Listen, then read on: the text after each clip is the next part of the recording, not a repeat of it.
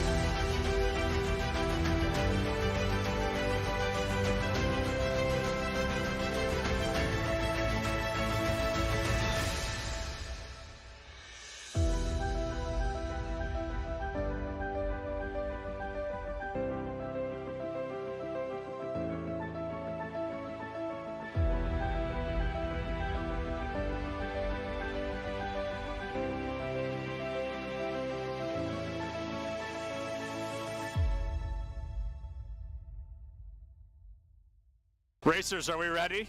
Yes. Are we ready for the Zip Chair Gaming Esports U 2023 Arlington Zip Chair commemorative race? I don't know why it's commemorative. It is now. They're going to race all the way down and all the way back. The first winner is the CECC May Madness Texas 2023 Zip Chair Racing Champion. In 3, 2, 1, go! Oh, Smooth cheated! Smooth cheated! That's a false start from Smooth, but he's actually still barely in the lead. Things looking a little bit rough. It looks like Guac catches in. Tony swings in. Angela's so excited she threw her phone straight onto the ground. Smooth hurtling back. Earl's camera is probably going to get hit. Hold on. I'm here to play defense if we need it. Okay, we're good. Smooth catches it. Yeah, that's an immediate disqualification. That's a DQ. The fans are furious. You hate to see it. Everybody's angry.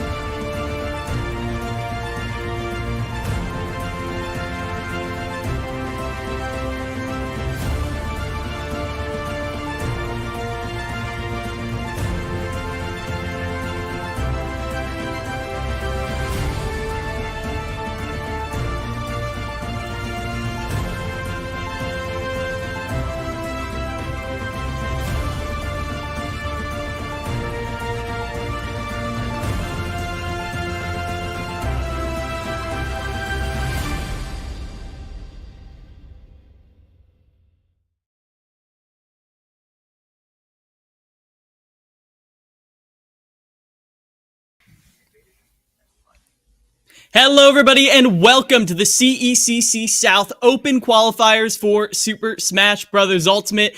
My name is Keelan Miles on the mic with Catinator, but first we have some little updates because Rocket League just wrapped up off stream. That is correct. We got the top 8 seeding listed here for Rocket League. It'll be Southern Mississippi leading the charge. They're that first seed. Second, UT Arlington. In third, we've got Indian River. In fourth, Bruden Parker. And then in fifth, eighth, in no particular order. This is just the list of teams that remain. The last 4 are going to be West Virginia, Concord, North Texas, and UT Dallas. Yeah, and UT Arlington in that number 2 seed, they might take that again, but they're looking to aim higher because they're also in the finals of Smash, going up against Winthrop University in, well, these were the 2 teams we had in Texas last year in May Madness. And it's not shocking to see them here again. They're who I thought was going to be back here. They were the number 1 and 2 seed, and they've definitely earned that, especially looking at the rosters going into this. Yeah, for sure. I think we saw several teams, that really dominated everything. One of them that started with an N, ended in a Orthwood with a lot of success in Texas in a lot of different games. So to see teams get to have such dominant successes and so many different titles is fantastic to see. We've got a top 8 listed out here. These last couple matches in this playoff bracket going to be, of course, for seeding. So we can also give you the top 8 right now for Smash. That would be Winthrop, UT Tyler, UT Dallas, Longhorn Gaming, UT Arlington Smash, UT Arlington Orange. So both rosters. Same story for University of Houston. We have the red and the white squad in the top 8.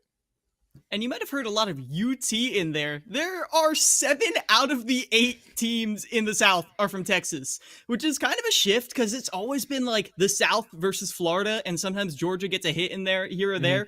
But Texas has just been a powerhouse because it's such a big region. They're so isolated for in-person tournaments. They just sit there in a petri dish alone, away from the rest of the Smash community, just grinding and fighting and taking each other on and making each other better. And then they come to these collegiate events and they're pushing all the other colleges out. Right now, Texas is standing strong right here. And Yeah, UT Arlington in particular has been one of the longer running people in the CECC in particular. They've lost a lot of their key players though in the offseason. Armiali graduated, Phenom I think graduated, and even though they still have their core, they've still got Davey, they've still got Mhm. Beastly, who was our MVP last year. At the end of the day, this is a new UT Arlington, and I'm excited to see what they're bringing to the table. Well, you're excited to see it. And I'm excited to see Killer Miles. What your prediction was for this final between Winthrop and UT Arlington. You say the Texas teams are showing out, but do you truly stand on business? That's what I want to know. You do not. You have a Winthrop prediction, Killer Miles. I thought you were big on the UT team. Well, UT Arlington, they're hype, they're clutch, and I've seen them win time and time again, but this new Winthrop roster, we haven't gotten to go into it. Winthrop was the dark horse. I mean, I guess UT Arlington's the horse, but in a metaphorical sense, Winthrop was the dark horse last year. They were like the team who came in last minute in the LCQ, and then they got 2-0'd. It was kind of unfortunate. They had a really good set against Northwood and then didn't win. And then all of a sudden, Houston was insane, and Houston took them out. And It's fair. Winthrop didn't really get to show what they had, but now Winthrop's got 4 insane new players. 5, I think. Winthrop looks like they might be one of the best teams in the country, much less the South, so I got to go with them. All right, very, very fair. I'll give it to you. I will say, though, in fairness to the Winthrop squad, Northwood round 1, very difficult task. The team that goes on to win the whole thing as well. So I can't really blame them, But I will say, yeah, going down in lowers round 1 then as well to UH, who on the other side of the bracket, their opponent, UT Arlington, just beat that primary roster to now get to the finals here for seeding. So there could be something to it. It's the Punnett square of if they beat them and you lost to them, that means you're definitely worse than your opponent, right? You put all the pieces together and the fantasy score starts to make sense. So we'll see that case ends up being a lot of repeated members coming back in this one, players we saw from CECC, 5 different players back into this game as well, which is going to be interesting to see. We had a nail biter for UT Arlington and UH White. That's a series that took quite a bit of time actually to conclude with a 5-stock lead for Winthrop on the other side of the bracket. So they're looking, at least if we go just based off of all these matches they're taking, Miles, a bit stronger on the day.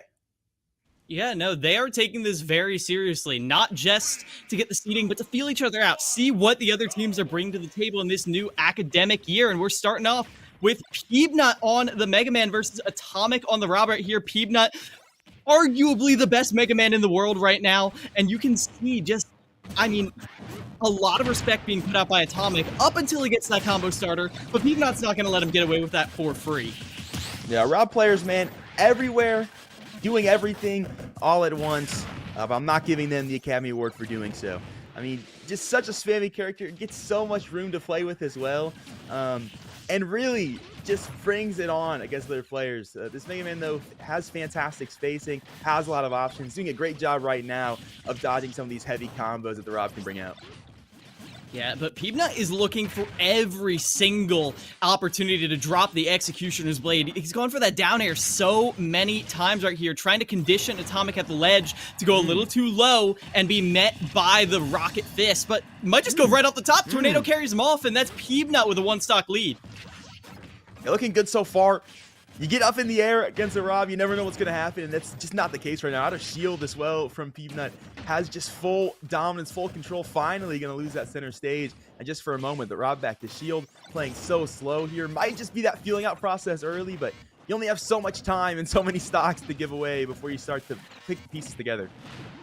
And you don't see him that often, but I've always thought Mega Man must be a pretty good character in these crew battles, and Peebnut is showing why, because you can just play this sort of, keep away game, this trap-based game where you bait people in, they need to touch you to get a stock, to get a kill, and then they're on top of you, they're up in the air, they might just get juggled. Peebnut is putting on the pressure, but knocked off stage by a stray laser, an opportunity to finish the stock right here from Atomic, trying to close it out, and they do. That's 2-2 right there with the lead for Peebnut. Very high percentage here, so Peebnut has the shot to get out of this one with 2 extra stocks in the pocket. Atomic still alive off stage at 142. Blasted again, looking for that downer off the stage. Not quite going to be found. So still, somehow, Atomic's made it back. And now just this pressure from center stage. Smashville has historically been a stage that is dominated by controlling that center platform. You control 66% of the stage. Atomic was just doing little rainbows up and down, round and around that platform, but couldn't breach Peanut's house and home. Right now, Peanut is continuing the pressure, continuing to hold that center platform, and Atomic finally gets their opening. This is fantastic work from Peanut so far. I like your point about the ability for Mega Man to space out. I mean, it works so great against these characters like Rob that need to get up close to get hits. Also, having those projectiles in the pocket means this Mega Man can play well against projectile characters as well. So whatever the counter pick ends up being from the other side of things, that is, of course, seeing as Peanut is able to close out this 1-stock lead, they're going to be able to have some value in that matchup as well. Atomic stuck on the ledge, waits out their own gyro, and that landing nair, they're able to keep it safe, keep it clutch. Putting on the pressure at the ledge, looking to get an opening with this gyro, but right here, it's just chip damage. I feel like Atomic has kind of accepted that, yeah, I'm not going to get a kill confirmed very solidly, so I'm just going to keep racking up the pressure with these projectiles, not trying to close the distance, not taking any unnecessary risks, which is paying off for them so far, but you got to close it out. Yeah, gotta close it out indeed. Additional chip, still can't quite find a ticket in. Has had these projectile combos come through. That's been the big value in chip damage. That's been some fantastic parries from Peanut, though, making it difficult. There's another one right there to set up the combo. Ooh, it's a little bit of a scramble situation, Cat, but Atomic does come out a little bit cleaner than Peanut. Catches him with a nair, 161%. I think another nair will kill at this point. Basically any of Rob's big, beefy moves, and proven wrong there. Oh my gosh! Peanut is still alive! Finally goes down to the gyro. Yeah, 180, I mean, like, come on, he can't last it that long. It finally will fall. That is another stock taken out, though. It started at 0% for both sides there with the 1-stock lead. So Peanut is going to go out with just the 1 stock. Can't get the 2 out of this one. Atomic, the way they've been playing, they've been spacing a chance. Maybe they get out of this one alive as well, with Peanut not making that look easy off the ledge. Ooh, and that is a gyro throw into the forward air. I wasn't expecting that, and clearly neither was Atomic. Their own tool used against them, and now it is Peanut on top, who is going to start Winthrop off with a 1-stock lead. That one gets a little bit closer than I thought it was going to. I figured Atomic might take that one down the 2 stocks. But does a fantastic job of really coming back into the game plan. We saw them trying to get in, trying to get these big Rob up here combos. Could not convert any of them. Recognize that Peanut just spacing a lot better. Spacing really well on the Mega Man. And due to that, starts playing the chip damage, as you mentioned. Takes the space on ledge. Stops worrying as much about getting neutral stage control. And once they do give that space, you really do start to see the percentage rack up onto Peanut. Unfortunately, not enough to win the set, but enough to make it look a lot more obtainable for the squad. Only that 1 lead coming out of it early. Yeah, I feel like Mega Man really, like, he's a consistent character. I feel like Peanut is going to win the majority of 3v3s that they go up into. The problem is, if you have to trade so much to get your hits, which a character like Rob does force you to go for those trades, then all of a sudden, it doesn't matter how good you're playing. Mega Man just doesn't have the same execution power to just take stocks at 20, 40, 60% that other top tiers do. And so he's left in this sort of weird gray area that Peanut is going to have to leverage right here. I think Peanut can probably get another stock or 2, but just given how that first game went, given how many trades back and forth Atomic forced Peanut into, I'm not sure we're going to be seeing Peanut just go on a run through the entire team. Yeah, almost no way. I mean, on the 1 stock would be just ridiculous in general for anybody, to say the very least. But we'll see what Peanut can bring to the table. Just at least getting 1 stock out of it would be nice to keep them lead going into whoever they want to put up next in their lineup. Not quite sure who we had lock into the arena. I don't know if you saw or not, Miles. I did not. I'll take a look here. It's a wee bit small. I wear glasses for a reason. This is the problem, though, with trying to predict a counter pick into Rob. in theory, it's more of a player diff that beats Rob and not a character difference. Like, I'm not seeing any characters and I'm like, that character hard beats Rob, because Rob's combo game is the thing that keeps him relevant. Sure, he gets comboed to death by every character in the game, but he also does the same to everyone, including the top tiers. It doesn't matter what you do. Rob can kill you if he touches you, and you have to give that respect every single time you face off. Yeah, without a doubt. Are we going to PS2? The Crown coming in, and we'll run it back. Peanut, on one stock. Interesting pick, the Crom. This is going to be tough. Mega Man's a little light. He's a little floaty, which Crom historically does not do great against. However, Crom does have that explosive kill power we were talking about. Crom can just run up, jab you, and carry you across the stage with a horizontal combo, finish off with an up B at ledge or down air or some sort of shenanigans. And watch out at the ledge in general, because Crom's jab is one of the most underrated, like, could be one of the best ledge trapping tools in the entire game. For explosive kills, and all they are going to need here in this one is one explosive kill onto the Mega Man. Peanut playing incredibly safe right now off the ledge, and even that's not safe enough. Kyle gonna get up close. Does cost him, though, taking a huge hit percentage there. Yeah, even though it looked like Kyle had an early lead, all Peanut needed is one moment in advantage, and they haven't really given it up. Resetting to neutral now here on PS2, but Kyle is struggling to find this opening. Dodging, dashing around, but Peanut knows better than to approach. Peanut has nothing to lose. Their team is in the lead.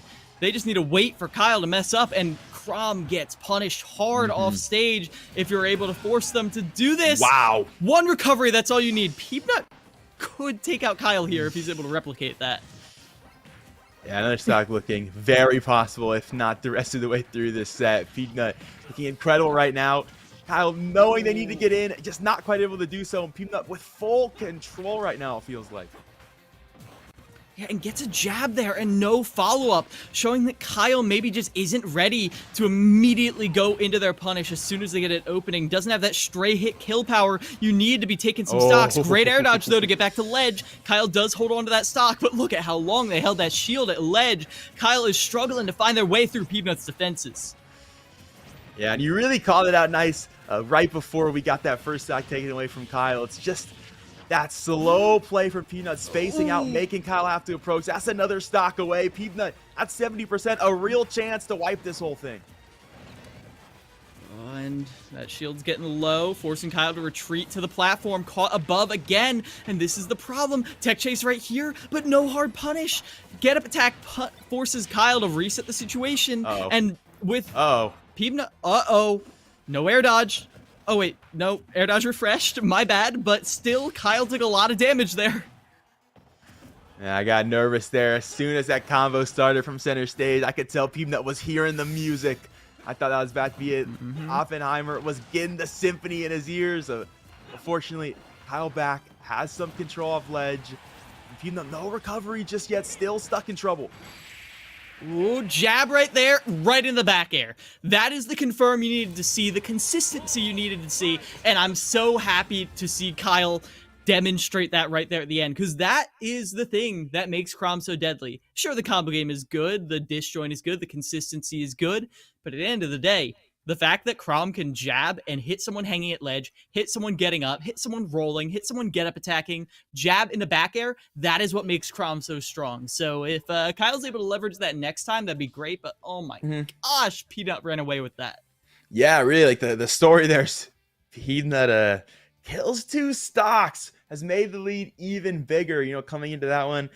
Kyle, confident for sure. Looked to get in, did get in, but unfortunately it cost them a lot of percentage early. When Peanut started to feel it, they started to feel it, and they really just never let off the pressure, you know, consistently playing forward, making Kyle have to stay on that back foot, try to figure out how to get something back together. They fortunately do, but man, even that last stock, 58%, close enough that almost was a lot of trouble for the UH side. It was. If Peanut got away with that, the momentum that they would have had would have done more than just any of Peanut's experience in general. So shutting them down at the end is very crucial. And as we mentioned, Crom is one of those explosive characters like Rob that can just run away with stocks. But he's a lot more of a glass cannon than Rob is, as Peanut exploited right there. So aware of every single one of Crom's weaknesses. You could see Peanut was playing a very passive style of gameplay, forcing Kyle to come to them. Up until it was time for an edge guard situation. Then Peanut was all over that ledge. Without a doubt. Look at this Winthrop roster. Coming into the Crom, who do we look for here? Do you want to maybe a CJ Frozen Snake, try to just get control of the rest of this bracket, or the rest of this crew battle, excuse me, knowing the fact that you got to take one stock, right? Is it time to maybe think of bringing an anchor player in as your second player instead, to just close the door right here? I don't think that would be a bad idea. Looking at historically, like, the roster on paper, I think probably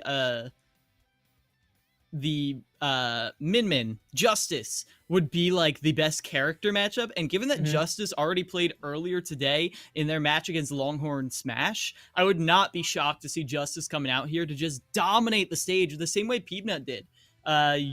Additionally, I think Winthrop has counterpick advantage here. So not only could you set yourself up on the long end of the stage and not do anything, but you could pick a map like Town and City where you can just obliterate people off the side. For sure. Looks like their call will be Anarchy. That was their second for last set as well. They had played Justice in as the opener, and then Anarchy in immediately afterwards. Didn't have to have an anchor because it never got to that point. So Peanut didn't get to see the stage a set ago, winning in a 5-0 fashion. So they did put him in as the opener this time around, but it looks like everything else otherwise going to stay pretty consistent. Anarchy will come in, had immense success, was able to take 2 full sets and 5 different stocks, or 6 different stocks, excuse me.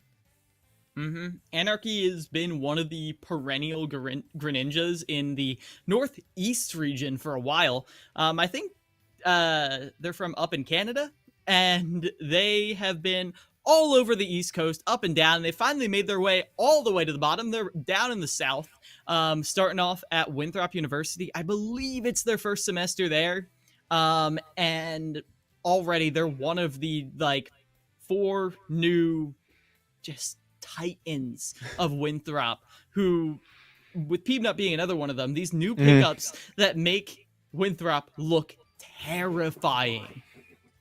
Yeah, I think, especially after seeing the results of last season, the question was, can we get a roster that can really rival this Northwood squad? And I do think that we've got one in the kettle brewing right now. I know we got a couple months before we get there, but giving this squad a little extra time, I think will only make them stronger if you're looking at this next matchup. 1 stock on Kyle. Yeah, this is going to be a tough one.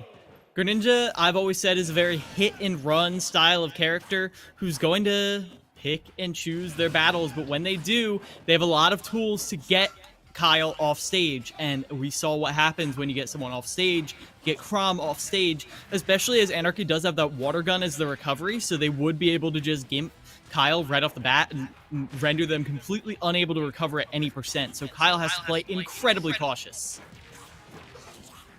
Yeah, you can see that right now, like just taking these swipes on neutral stage, not really committing too far into anything. We did see that kind of cost Kyle, though, last set, trying to play so far away. They weren't able to capitalize, and you can't say the same thing for the Greninja player. Capitalizing incredibly well. A lot of early percent acquired, now just to finish the job. Yeah, it just flows so beautifully into each and every punish. The way Anarchy just moves around the stage, getting these stray hits and converting them to Boogo Bucks in damage. This is exactly what you need to be seeing from a Greninja player. And especially in a crew battle scenario, someone who can make these conversions is so valuable because they can go on a several stock run. They almost just gimped Kyle right there and then. Back off stage. A lot of option coverage coming out from Anarchy, looking to seal the deal here. Off stage yet again. Kyle nowhere to run, nowhere to hide. He's off stage. And that is Anarchy playing the game that needed to be played right there. Kyle made a valiant effort, especially in the early stages right there, stuffing Anarchy out at every turn. then Anarchy got one hit. I think it was like a falling forward air into a run-up dash attack, into a back air, into an up air, into a forward air, into a dash attack. Suddenly are 80. Like, the way that matchup swings so fast just plays into that hit and run play style. You just explode out of nowhere. Yeah, absolutely. There's just nothing to do there. So the battle for control back incredibly fast. And then once it's there, once you got your opponent kind of on the tiptoe, you get to do as you please. It'll be 9-6 now in the stock count. Anarchy going to come into the next one with everything. This is the player that was able to take away the stocks of 2 different members just a game ago against the Longhorn Smash side of things. So I think Anarchy's going to be feeling pretty good. These last 2 for UTA, maybe not so much. Maybe a bit of quivering going on over there. We'll decide which one they want to send out first, but it's going to be a very tough bout. They got a counter pick. Definitely want to see it come out here rather than hold it out for the anchor, I think. I wouldn't be shocked to see maybe Beastly come out here on the Pokemon Trainer. Historically, Greninja does struggle a little bit at the ledge just because there's no hitbox whatsoever on that recovery. And even though you've got a lot of versatility, if you put out a big move and the Greninja goes into it, they die. And Ivysaur down air, that's a pretty big move. And that's a move you can use a lot in a lot of scenarios. Also, the slow-moving projectile of Razor Leaf will just take away a lot of the stage, which fast-moving characters like Greninja don't usually like, especially because Greninja doesn't have great aerial drift. Overall, I feel like Beastly would be the pick if you want to shut down Anarchy, and I think that would be a good call, but it is Beastly, but on this Diddy Kong coming out here, a lot of the same stage control that I was talking about at an Ivysaur, so I'm excited to see how this plays out. Yeah, it'll be hopefully some appealing gameplay from Beastly. Hoping to go bananas. And you know, it's fortunate. I didn't want to see the stage turn into Pal World, so I can't say I hate. I mean, the Diddy does pick. have a gun, so you got to watch out. And he does get you in a lot of traps. So it's 1-1. Yeah, not 1-1, but it's close. It's close. It's close. Oh god, if it had been Snake, it would have been a little too close for comfort right there. But it's not. It's Diddy Kong. And so looking at this matchup, Diddy Kong has a lot of tools, maybe not to go off stage, but to punish Anarchy on the ledge. Force Anarchy to go into a lot of jumps from ledge, aerials from ledge. And if you just fade back on that, don't let them hit you, then all those tricks at the ledge don't do squat, because while Diddy Kong soars through as graceful as can be on that jetpack, Greninja just doesn't have that same privilege afforded to them. His aerial drift is so slow compared to what you'd expect on this character, and it's something that really mobile characters like Diddy Kong can exploit to microspace in the air. Well, looking at this matchup, you mentioned the pros and the cons. Players aside, purely, Miles, looking at just the character matchup, who would you give it to? I gotta give it to Diddy Kong. Diddy Kong is someone who has incredible matchups just due to his ability to play the same game plan against most top tiers in this game.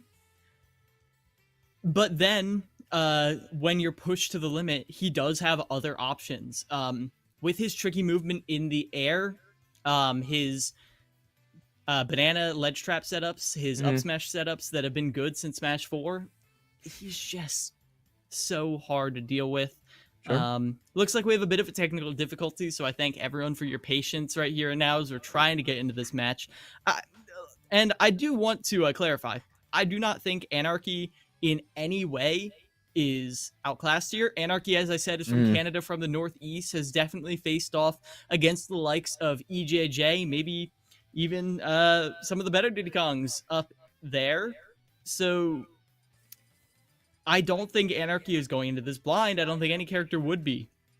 Diddy Kong is like the pocket pick of every pro player. So now that we have Beastly in the match, we get to see how this is going to play out at last. 3 stocks to 3 stocks, but a massive lead for Winthrop. It's up to Beastly to shut it down.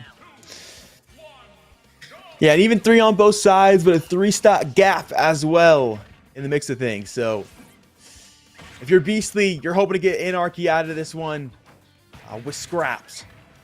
Mm-hmm. Oh, doesn't fall for that air dodge right there. Instead, it's Beastly laying on the damage. Goes for it all right there with a spike. And that overcommitment almost cost them their life. But Anarchy doesn't get the reversal. And instead, it's the monkey flip that actually edgeguards 2 frames Anarchy right there. And Beastly is already exploiting Anarchy's offstage recovery in a way that I did not expect Diddy Kong to be able to do. That's a very sick recovery from Beastly as well. Going so deep for that ledge guard and still managing to make it back and be right back into control. There's the gun, nothing quite on it. So unfortunately, Anarchy going to get back, but so high percentage, it's only a matter of time, and that time is now. Let's go, Beastly. Catches them with the up smash right here. Solid 1-stock lead over Anarchy. And Diddy Kong is someone who can play this range game. Can look for kill setups from, I don't know, 10 meters away, give or take, but Anarchy is kind of struggling right here to find that hard opening that they got right there, but that one dash attack that might be all they need doesn't catch the air dodge, but Beastly is able to restabilize. Or maybe not. Gonna get up air now. Anarchy has some room to work with, trying to hold on to this neutral stage. Will tuck the banana. Has a shot on the ledge. The first bit we've seen from them in this matchup. Nothing quite going to come of it. Beastly back to stage. Ooh, dash attack right there sets up for some damage. Not overcommitting though, which I love. Beastly knowing that one reversal, one strong aerial from Anarchy could just send him off the top, and that would be all she wrote for that first stock. But that down tilt into forward air, you know Anarchy's not going to drop those, so it is another 2-2 scenario. But if Beastly is just able to get one edge guard, one banana, that will be the stock. And then Beastly will have the edge, but Beastly is able to get out of that combo. Yeah, it's fought back tempo for just a moment. Anarchy going to break it up yet again, though. Back to stage. Both players are going to go. It's a 120% here. Anarchy still putting great work in and doing well under pressure, being at this high percentage. And that up smash, 2 raw up smashes, which is a little shocking to me. But when you've got a long lingering up smash like that and your opponent loves to come down on top of you like that, you've got to use it to your advantage. So if Beastly's able to pull another one off of that, this could go from a very uneven looking game to one that UT Arlington could definitely take. Things still tight right now, and 90% onto the Diddy. It is starting to gain that combo. Is pushing Anarchy deep off ledge here. Uh-oh. Now just the guard. Uh-oh. Oh, able to get back to center stage. The down tilt, though, doesn't lead into an up smash. Beastly is not able to convert that, and because of that little scramble situation, Anarchy has a second lease on life right here. The opportunity to pull another stock from Beastly's clutches, but the parry into the down tilt, into the up smash is all they need to close out that stock. It's going to be Beastly with 2 stocks taking out Anarchy. So even though Winthrop still has 6 stocks, a 1 stock advantage, that went from a dire situation to the bleeding is stopped.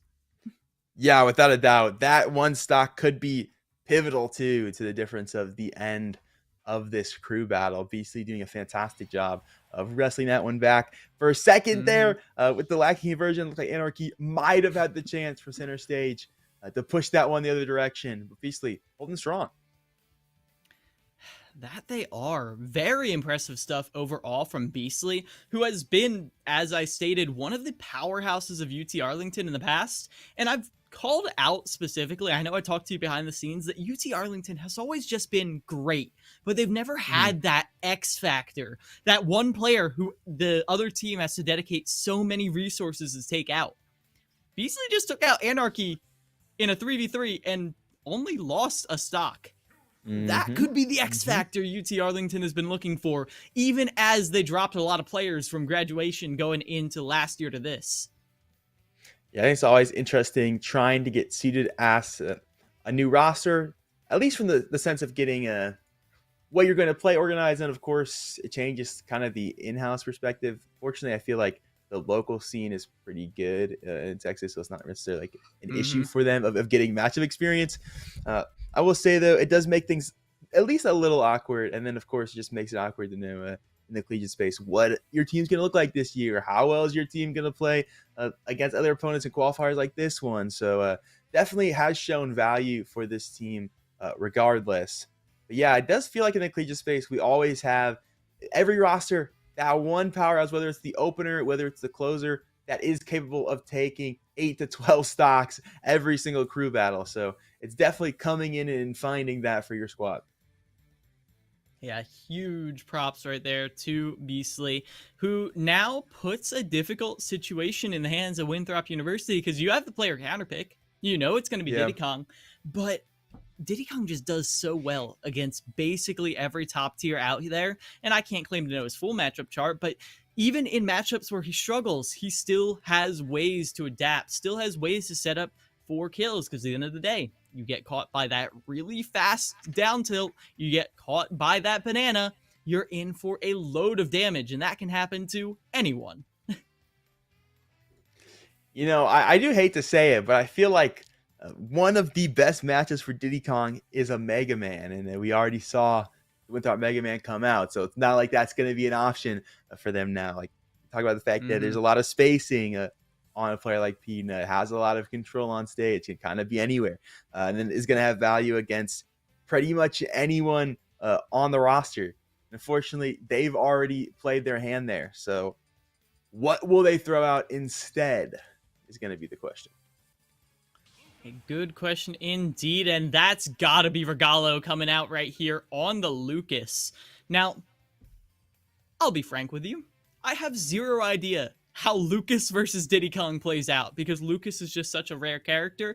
What I do know is Regalo is a Lucas who is to be feared. Former top 100 player back in 2022. I am not 100% sure where they fell in 2023, but to be top 100 at all in this insane metagame post-COVID, you gotta be pretty good. On Lucas, you gotta be pretty good. And it's gonna be hard for Beastly to edge trap because of that tether recovery, or edge guard rather. Lucas has a lot of ways to be tricky with the movement, especially with the B reverses on the magnet.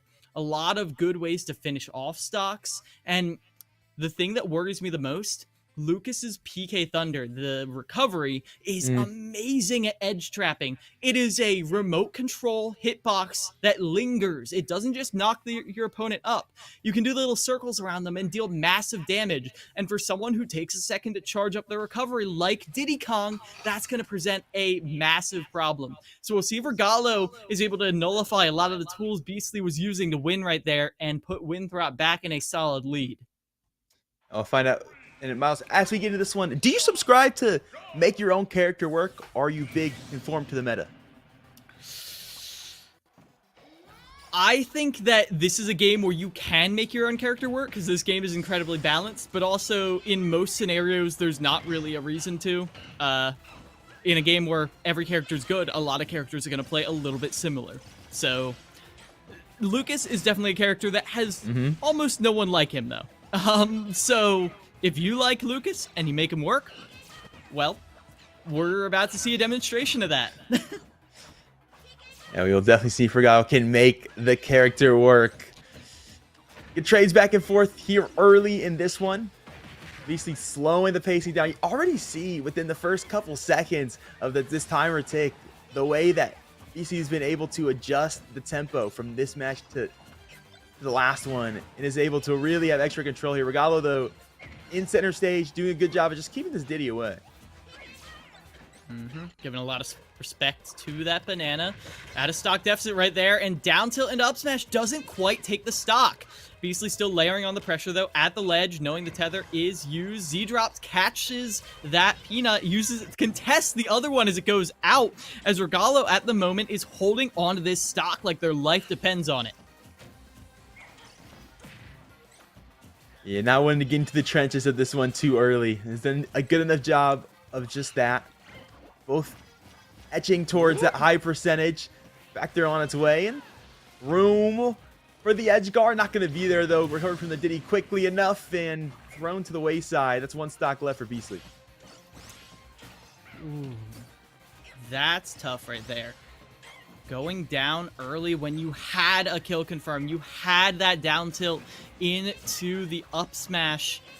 Now Beastly fishing for another opportunity, but Regalo is catching onto their movement, and even though Beastly's gotten a little bit of chip damage, that connects! 144%? That's what I was scared of, but Beastly is able to get that stock right there, so still a winnable game. Yeah, that one just feels like Beastly switching it up, mix up just in time, just kind of goes for it, hopes it works, and it, sometimes it does. There's gonna have value there. Back from ledge, the Lucas. Really gonna try to play in center stage as Beastly getting a little antsy here, playing farther forward. You'd think that a player on one stock would try to slow it down, would try to space it out, but it's done the exact opposite, and it's worked out thus far. Rapid jab right there, gets Regalo to the edge of stage, but every time Beastly tries to lay on the pressure with this banana, the PK fires out a little bit faster. Now, edge guarding situation here, the PK Thunder could finish the job off, but no! A relax for the PK Fire, I think because if it hit, that would have just killed. Ooh, awkward interaction here. Back to ledge. Chance to take another stock here. Beastly still scrapping it out. Trying to get everything they can for their squad here. Can't quite get that last stock, though. God, Regalo's so slippery. And the way Regalo is so opportunistic at ledge, it's the first time I've seen a lot of Lucas's go for a very linear edge trapping flowchart. They go to ledge, they up B. If they're able to hit them off stage, great. If not, they use the up B on themselves and they push them away. But the way Regalo was electing to go for different things, electing to go for the freeze, electing to go for the PK Fire, all of these options were so situational, but the situations Regalo was using them in forced Beastly to commit to things like recovering to center stage or recovering like in a U shape, which is really risky. Forcing Beastly into those decision-making trees consistently was so much more taxing than just having to play the avoid the up B minigame every single time. Yeah, for sure. I mean, you see instances of just option coverage coming out of that, like off of ledge. Regalo quickly able to get the center stage and catch Beastly again. So good work for the Lucas early. And now suddenly 5-3. 2 on the crew for Winthrop remain. UTA on to their final player, their final 3 stocks. Can they survive? This is going to be tricky. I'm not really sure who comes out here because it's going to be Memphis. I was thinking it was going to be Davey on the snake for sure, but Memphis is one of the new members of UT Arlington and one of the people that I have never seen in Collegiate Smash. Now, Memphis is a good player, don't get me wrong, but I am curious to see how they're going to go against this tried and tested Winthrop roster who may be new to Collegiate, but oh boy, do they have so much experience outside. Listen, Miles, you didn't want to stand on business, all right? You wanted to give it to Winthrop. So far, you're looking good, all right? But UTA, listen, I know they're going to bring this back. I'm confident that they're going to bring it back. You know why? Because I've never made a wrong prediction in my whole life. Wow. In fact, I've never been wrong in my whole life. This is about to be the most insane Memphis gameplay you've ever seen. Ever. You're hyping them up. You're hyping them up. And I'm excited to see it, given that we haven't even gotten to see who Memphis plays yet and how they're going to do against Lucas. But wow. Memphis, this is your opportunity. You're out here on the big stage. You got the hot lights on you. You're in the ring. Well, Peach is pretty good. Peach is a pretty good character right here. A lot of versatility in the recovery is going to force Regalo to make a lot of interesting decisions at ledge. And the combo game to back it up also has the turnip to... has a counter if Lucas is forced to up B, has the turnips to recover. If not, this is really good right here, but Memphis also has to deal with the fact that Regalo is just so goated on the Lucas. Like Georgia's in the South, it's time for some sweet peaches. It's all coming together. Don't worry about it. But yeah, Regalo has been fantastic.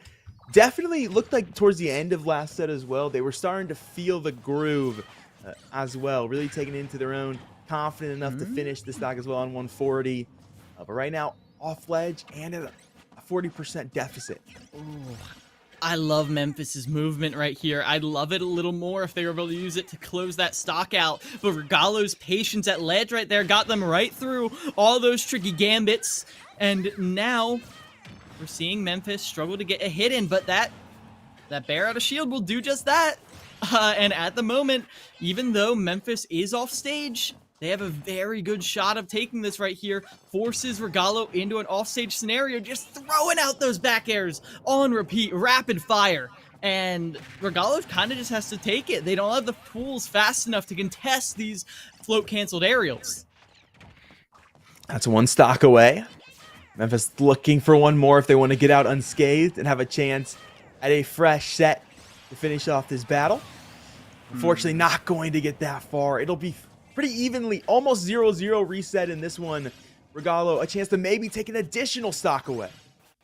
If there's a character who could do it 2 stocks to 3, it would be Peach, who does combos like this. We'll see if they have the conversions. No, Lucas a little too late, and Floaty pops right above the back air, and now Memphis is at even percent with Regalo, and they're putting on the pressure, but Regalo holds strong, gets the falling up air into the back air, damage stacking up right there, and Regalo goes for all going off stage right there.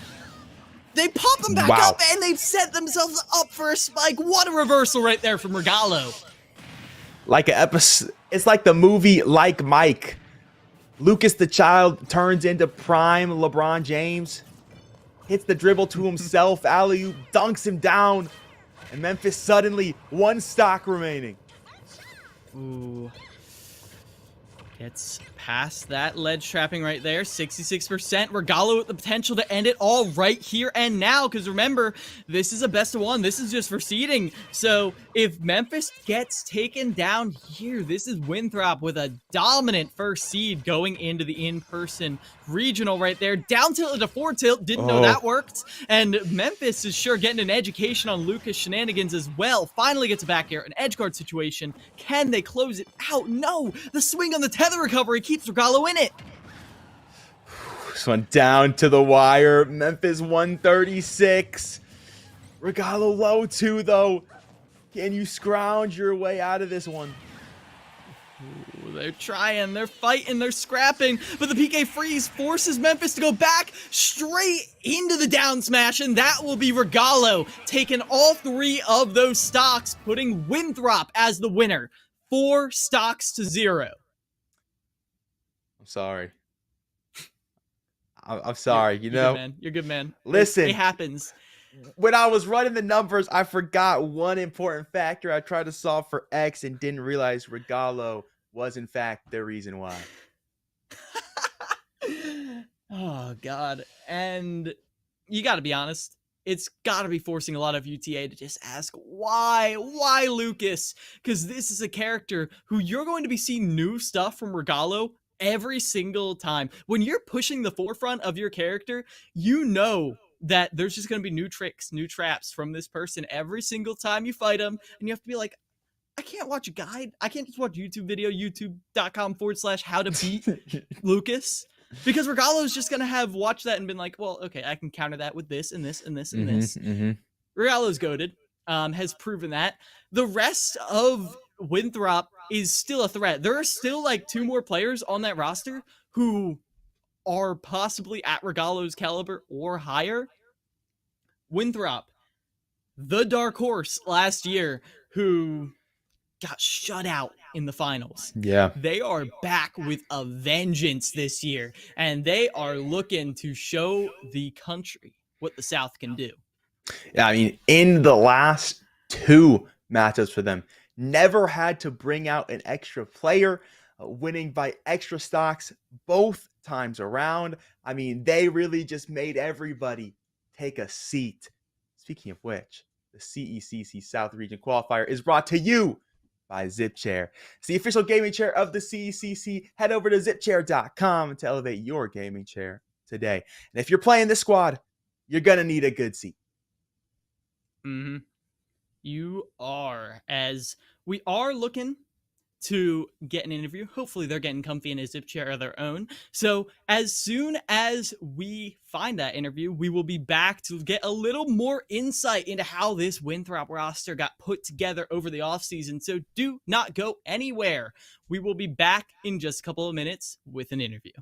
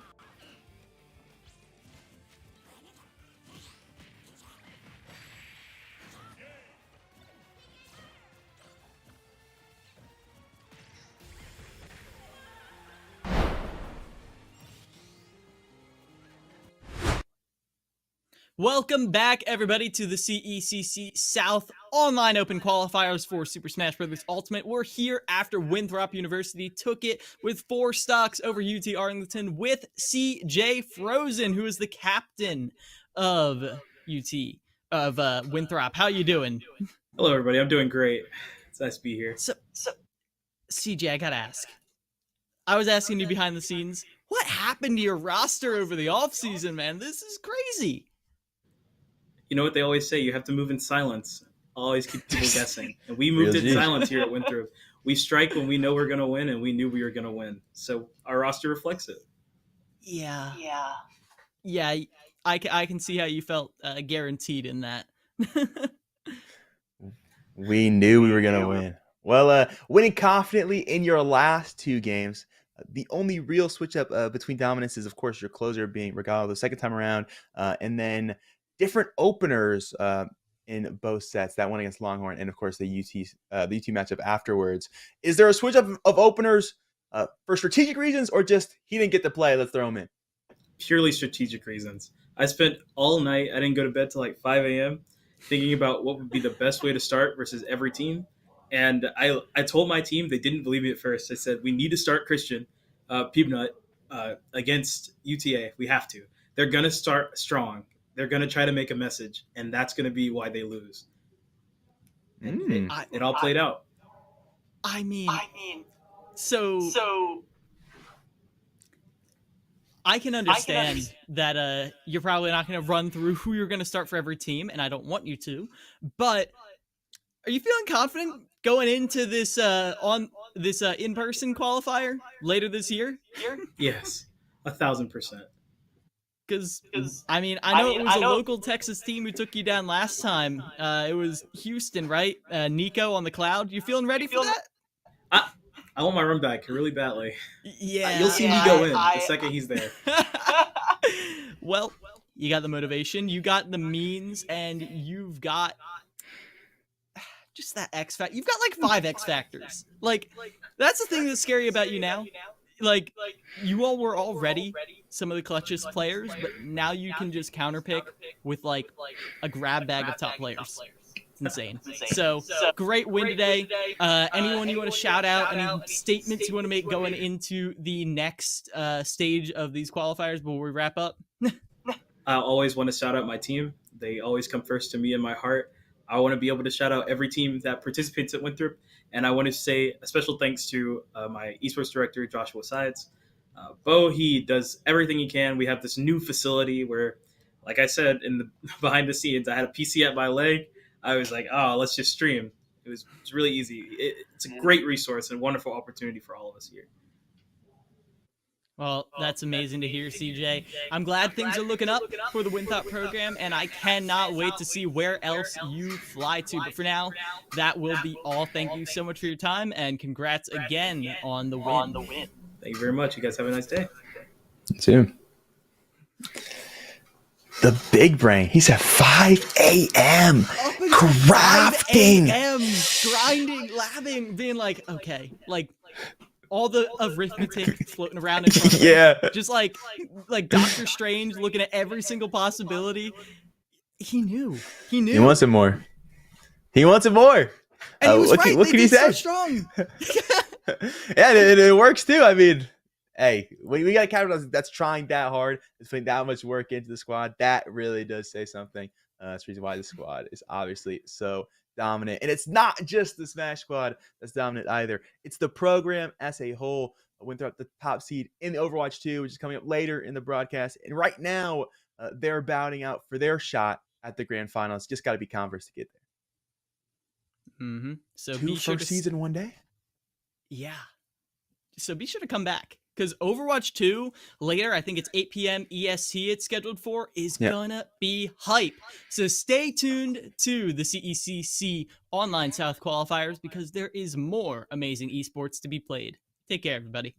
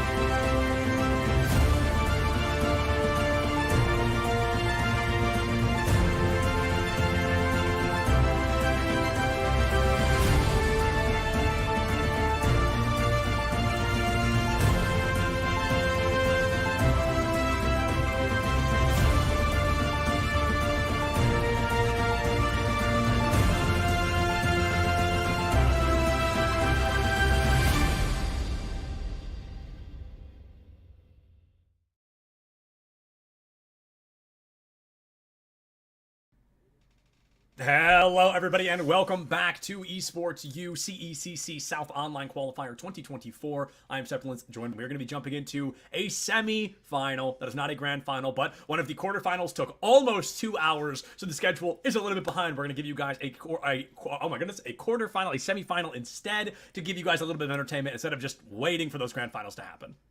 Well, things happen. Sometimes games go the distance, and that distance takes way longer than anyone can anticipate. I mean, sometimes I have seen best of fives take 2 hours, but normally you can still wrap those. You can wrap them up pretty fast nonetheless, but something tells me a lot of those games are really neck and neck. So hopefully, you know, this one goes just as long.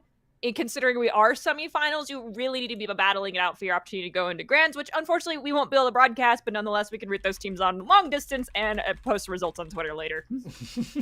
Lots of things happening on Twitter today in regards to Overwatch, but maybe we don't talk about that too much on the broadcast. Overwatch has certainly had an interesting day, and hopefully things are going to get even better here at CECC. We've got UT Dallas going up against Bryan and Stratton College. Now, Nerdy, one of these teams is perhaps a bit more recognizable for their Overwatch performance across U.S. Collegiate, so maybe our expectations are the same, but looking at these teams, who exactly are you predicting to walk away with a victory?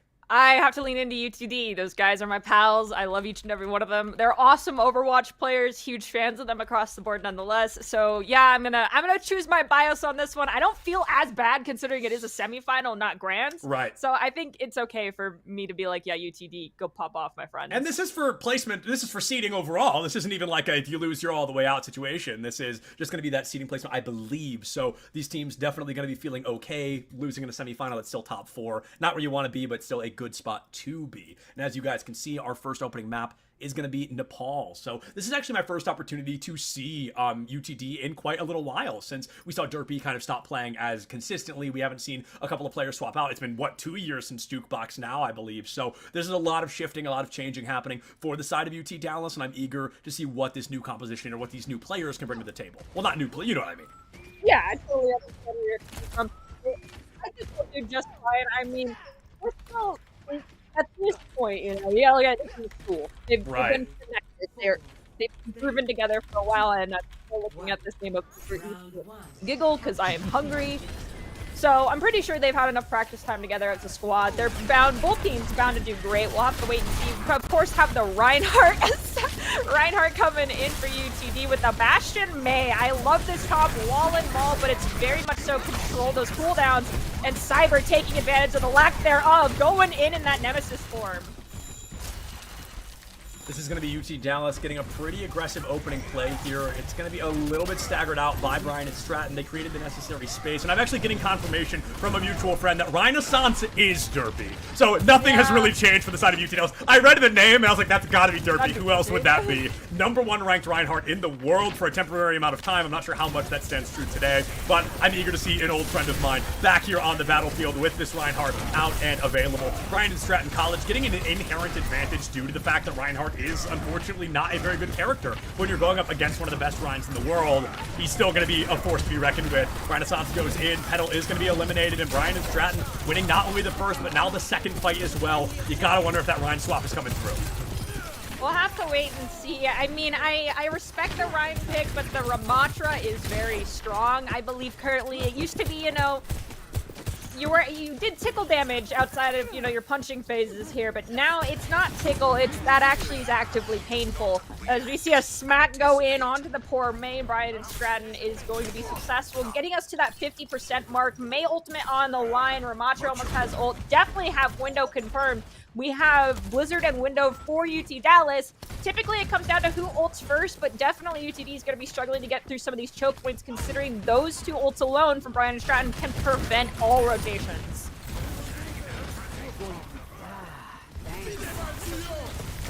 Bryan and Stratton College have a lot of ultimates to work with. It's going to be a double amplification matrix to go up and out, and with a Blizzard to boot to the side of Bryan and Stratton. Derpy goes down once more. Proto is going to find an elimination. Cyber takes out Petal, and Bryan and Stratton College now just moments away from winning this first stage, almost uncontested after fight #1. All right, so let's take a look at the ultimates that are online. We traded BAP ults, but then the paying of a little extra from Bryan and Stratton. Slater coming in with that May ult, absolutely incredible, but now We have Ramatra coming in with Annihilation, Overclock, beat if needed if your team is, oh my goodness, too low. Uber Eats lagging behind. Petal's gonna drop the aerial strike. It's a little bit of a zoning ult to try to allow team access, but Renaissance, Uber Eats, both down. There's the beat drop from Set. Petal is eliminated. UTD, that is unfortunately Village. Going over to Brian and Stratton, and perhaps Subtilance might want to rethink who we're rooting for if Renaissance stays on Reinhardt. Listen, he's getting warmed up. Plenty of game left. Plenty of game left. It's a warm-up. They're keeping things interesting for the fans. But Brian and Stratton, they are looking really, really good. That Ramatra in particular found, I believe, 4, if not all 5, with that purple hug, that Annihilation right there at the end. And now UT Dallas already making at least one swap. I think UT Dallas is running a fascinating composition here where they were relying on the Mei Bastion. That's kind of an older meta, in quotes, but it looks like with a lot of swaps coming out, maybe a Pharmacy here on Temple, or what is this one called? Shrine, I believe. With here on Shrine. I think it's going to be interesting to see if Brian and Stratton can counteract that, or if Kashir can really run away on this Pharah, as we have seen him do before. I mean, it looks like we're also going to be pulling out that Ashe and Ana. So, Brian and Stratton, if we don't see the Kiriko, or we do not see them very careful with angles, and this is the caveat here, we've got a Pharmacy that's going to force them into bad spots. Dynamite and Nancy land on you, and you don't have Immortality, your team is going to be barbecued and sent back to the spawn. We're talking extra crispy. Extra crispy indeed. Brian and Stratton are looking for an opportunity to strike, and it looks like they're not going to be able to find it. Murphy here on the Wrecking Ball will find one, but Petal gives their life in the very same breath. The DPS down on both sides, so the next elimination does tend to be the most important, and I'm looking to see if Slater can pick up anything. They're going to be shaken away by Doi, and it looks like they are not going to be getting that elimination yet. Kashir forced to the low ground, really can't go up into the air with that Baptiste Broda constantly firing back at them. And looks like our Wrecking Ball's gonna roll through Slam. Doesn't find anyone, but is forcing Immortality out quickly. Slater goes down. Renaissance will get traded there after to manually. Looks like we're trying to give some attention to the Pharmacy, who's going to play the high ground angles nicely as Petal helps eliminate manually. UT Dallas still has not capped the point just yet. Instead, going for these eliminations, trying to secure an opportunity to do it safely, but will they do it faster or later? Uber Eats, the unsung hero right now, keeping Kashir alive by the skin of their teeth. Double elimination comes through. A resurrection up onto Doi does give UT Dallas an advantage. For the first time in a while, a clear-cut advantage. Cyber's gone. Slater has fallen. Manually should probably try to make it out of there. That's a point flip for UT Dallas. And I gotta say, the Wrecking Ball, it's unconventional, it's weird, but it does seem to be working. It's getting the job done of separating this team. We have Cyber making the swap over this Diva, deciding Pharmacy is too much to deal with. They don't want to force the Kiriko swap, so that means Dynamite or Anti needs to be taken care of by this Diva. Slater is going to probably be able to avoid a lot of the damage and just poke out backlines, but there's the Amplification Matrix. Slater is going to be forced to recall Petal, now looking for an opportunity to use his Pulse Bomb, but I don't think Proto has had to use Immortality just yet, as we have the Nano being used. Grandma, unfortunately, is meeting an early grave, sent to the respawn, but Nano was confirmed. Renaissance trying to find something around the corner, but unfortunately the beat from Set is going to set Brian and Stratton up for a pretty aggressive team fight victory. 2 ultimates extended from UT Dallas, but I'm not surprised to see the swap off Ana here. It didn't find the lineup they were looking for. They're going to go for a bit more aggressive of a play style. The Brig back to Ana, but now with the Genji in pocket, she makes even more sense. So UT Dallas really shaking up this team comp, and that was arguably the best time to do it, as they had just expended a lot of the ultimates they had available. Manually is lurking around this corner, has Visor, Pixel too soon, Super Gita. I believe Whip was used, some patch being volleyed over to teams. There we go, booms down manually. Whip. Perfect timing. Grandma is safe for now. Grandma's safe, but what about this Tracer? Unfortunately, Petal is going to go down in the blink of an eye. A huge minefield from Renaissance could be big, especially as Proto has bit that bullet or bit that bomb early on. Pulse bomb falls lackluster. Grandma getting angry. She's going to be able to find it with the help of Uber Eats, who barely had time to peel. Manually caught between 3 rocks into this lineup here. It's going to be a hard place to be as that Soldier 76 is boxed out of the fight. Late bomb from Cyber just to remech, but Brian and Stratton, they've got it all the way up to over 99% here, so it's going to be overtime through and through. Renaissance, I believe, gives their life to take that Lucio down. Wow! Oh my 31 God. HP and a Bionade will seal the deal there. Renaissance down, UT Dallas point flip, and it's all about stall from here on out. They're losing members quick. Oh, Cyber! Cyber decided to just yeet Attack, themselves reset. off the map, yeah. Brigida's frontlining with the 2 DPS currently. I don't know where Ana's positioned at for UTD. Actually, Doi was still making their way back downtown to the point. Kashir goes down to manually. UT Dallas, you're hurting a lot. It's OT. We have Uber Eats popping the rally, charging forward, but you know, those Winston changes tickling you through the shield. It hurts. Winston just showing up lethal here at a time like this, able to find both supports, which means the remaining members of UT Dallas have to win this high and dry. Set has gone down. If they can get Cyber out of the way, UT Dallas can live another day, but they can't let go of the point, and it looks like Cyber knows that. Genji can't chase it down. Pulse Bomb out. It's going to be a lackluster one, but UT Dallas should be returning in all but full charge here. Wow, those respawn timers are lethal. Renaissance just now respawning. Manually is coming back in with another Visor. There's also a Nano versus Visor here. Yeah. Oh, Nano Visor versus Nano. Yeah. So this is going to be pretty lethal. Manually goes out, able to find one. Will lose their life for the cause, though. Be a little too late to keep them alive, but it should still be pretty advantageous for Brian and Stratton to walk away with a lead. Renaissance, even just dropping that minefield on site could be huge here.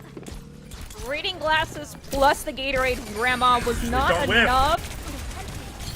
Unfortunately, that's full. Grandma! Gone for Grandma, no! Our boy Grandma has been sent to an early grave once again. Doi, who made the swap over Dodge. Done. 95 to 99. Pedal is gone. It looks like this is going to Brian Stratton. Yes, that is control. That is our King of the Hill map. Nepal going to Brian Stratton. Brian and Stratton looking mighty fine, if I do say so myself. The team coordination, the ultimate usage, the ability from Cyber to continuously swap from hero to counterplay what UT Dallas is bringing to the table definitely gives them the advantage there. And now UT Dallas need to win this next one because Brian and Stratton, it's a best of 5. They only need 2 more maps to win, and then the winner of this goes up against Winthrop, who beat Converse 3-0. So a team looking mighty fine toward that grand final. I'm eager to see how that performance will emerge. But let's see if UT Dallas can find anything here, or will this be a 3-0 against them? Side note, I was looking at that Winthrop roster earlier, and I was like, ooh, okay, I see you, Winthrop. So that's a force to be reckoned with all in itself. But with that being said, right now, Brian and Stratton definitely posting up and going strong. I'm excited to see what they bring to the table for our next map, which I do believe we're going to hybrid, right? I'm not we're crazy. going to whatever UT Dallas wants to go to.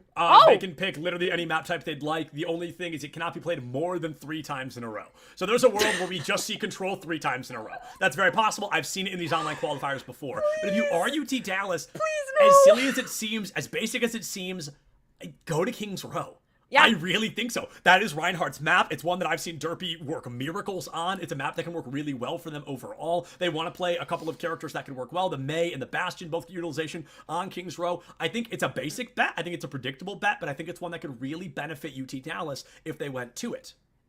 I'm going to throw my hat in the ring with Sepulence on this one. I'm also heavily biased in favor of King's Row in a lot of instances. Yes, you'll hear me rag on it a lot, just because we do see it as kind of like, it is the Ascent version for Overwatch, even though Overwatch it's the Pokemon Stadium 2 of Overwatch. I mean, it really is. It's everyone's bread and butter. Everyone's practiced it enough, and there's very rarely a time where we don't see it proc up at least once during a series of broadcasts or like a whole day of broadcasts. And so with that in mind, like, if you are secure in your King's Row play and you know no matter what, because you've been playing it since Overwatch 1. Some people only came into Overwatch 2, they never played the first game, so I do have to throw that out there. But if you are secure in your gameplay for King's Row, then you know no matter what counter swaps are made that you can stick to your comp and just play it and just ball out. You don't have to swap to Wrecking Ball, but you can stay on Reinhardt the entire time. Go for it. Go King's Row. Just know that you're going to be on attack first. Yeah, I think that's a fascinating choice. Like you said, it's most likely going to be attack as the winning team gets to pick which side they like. Winning teams usually do tend to lean toward that defense. And actually, I'm surprised, to say the very least. I think this is still a Rhine map, but I don't think it's a King's Row. It looks like Eichenwald will be our next map, so it is hybrid after all, but it is not going to be King's Row, which I think is very fascinating. That's really funny considering, Matt Merck, another very prominent Reinhardt player. I've spoken to him about Eichenwald. I love Eichenwald. That's because I'm a Lucio player. But he's like, as a Rein, I hate it. That second point, if your team doesn't know what they're doing. Second point is tough. It sucks. And I'm like, but if you have, solid understanding of just how to rotate and you do it a little crazy like, then it works. And I think we might see that coming out from Derpy. Well, I think a lot of fights here happen in close quarters scenarios, right? We're seeing a second point in particular tend to fight inside the castle or toward that spawn room. So I think both Ryan and Wrecking Ball, maybe a Ball a bit more, can get value on that second point. So is there a world where you go kind of Ryan, Ball, Ryan? Yeah, absolutely. I think that swap is completely viable. But the problem is Cyber, if they choose to rely on that Winston a bit more, they were doing a really good job dismantling that team early on and trying to play a little bit of that backline pressure to get those supports out of the way consistently. And it looks like both of our predictions are wrong, as UTD will be starting things off on the defense. Okay, so with that in mind, I really want to be looking a lot at Cyber. Cyber did some counter swapping. You know, sometimes as a tank, you are stuck playing a little bit of Mystery Heroes. It is kind of crummy to be in that situation. My hat goes off to you, Cyber, for being so adaptable. Yeah. I really do enjoy the Winston Tickle Monster when it comes out. As someone who's stuck on Brigida protecting an Ana through that, my heart goes out to any Brig player in that instance. But Cyber, you did a fabulous job. I can see the Winston working for point 1.2. Typically, you do see a lot of Winston players. Sometimes you'll see a JQ, but I think if we see Renaissance coming out on the Reinhardt, perhaps the Ball, you could run Winston to that, or you could run JQ. But honestly, Winston play from Cyber wouldn't be shocked. But we're rolling out on Orisa, which is what we saw earlier, in conjunction with the Baptiste, Lucio, Genji, as well as the Sojourn.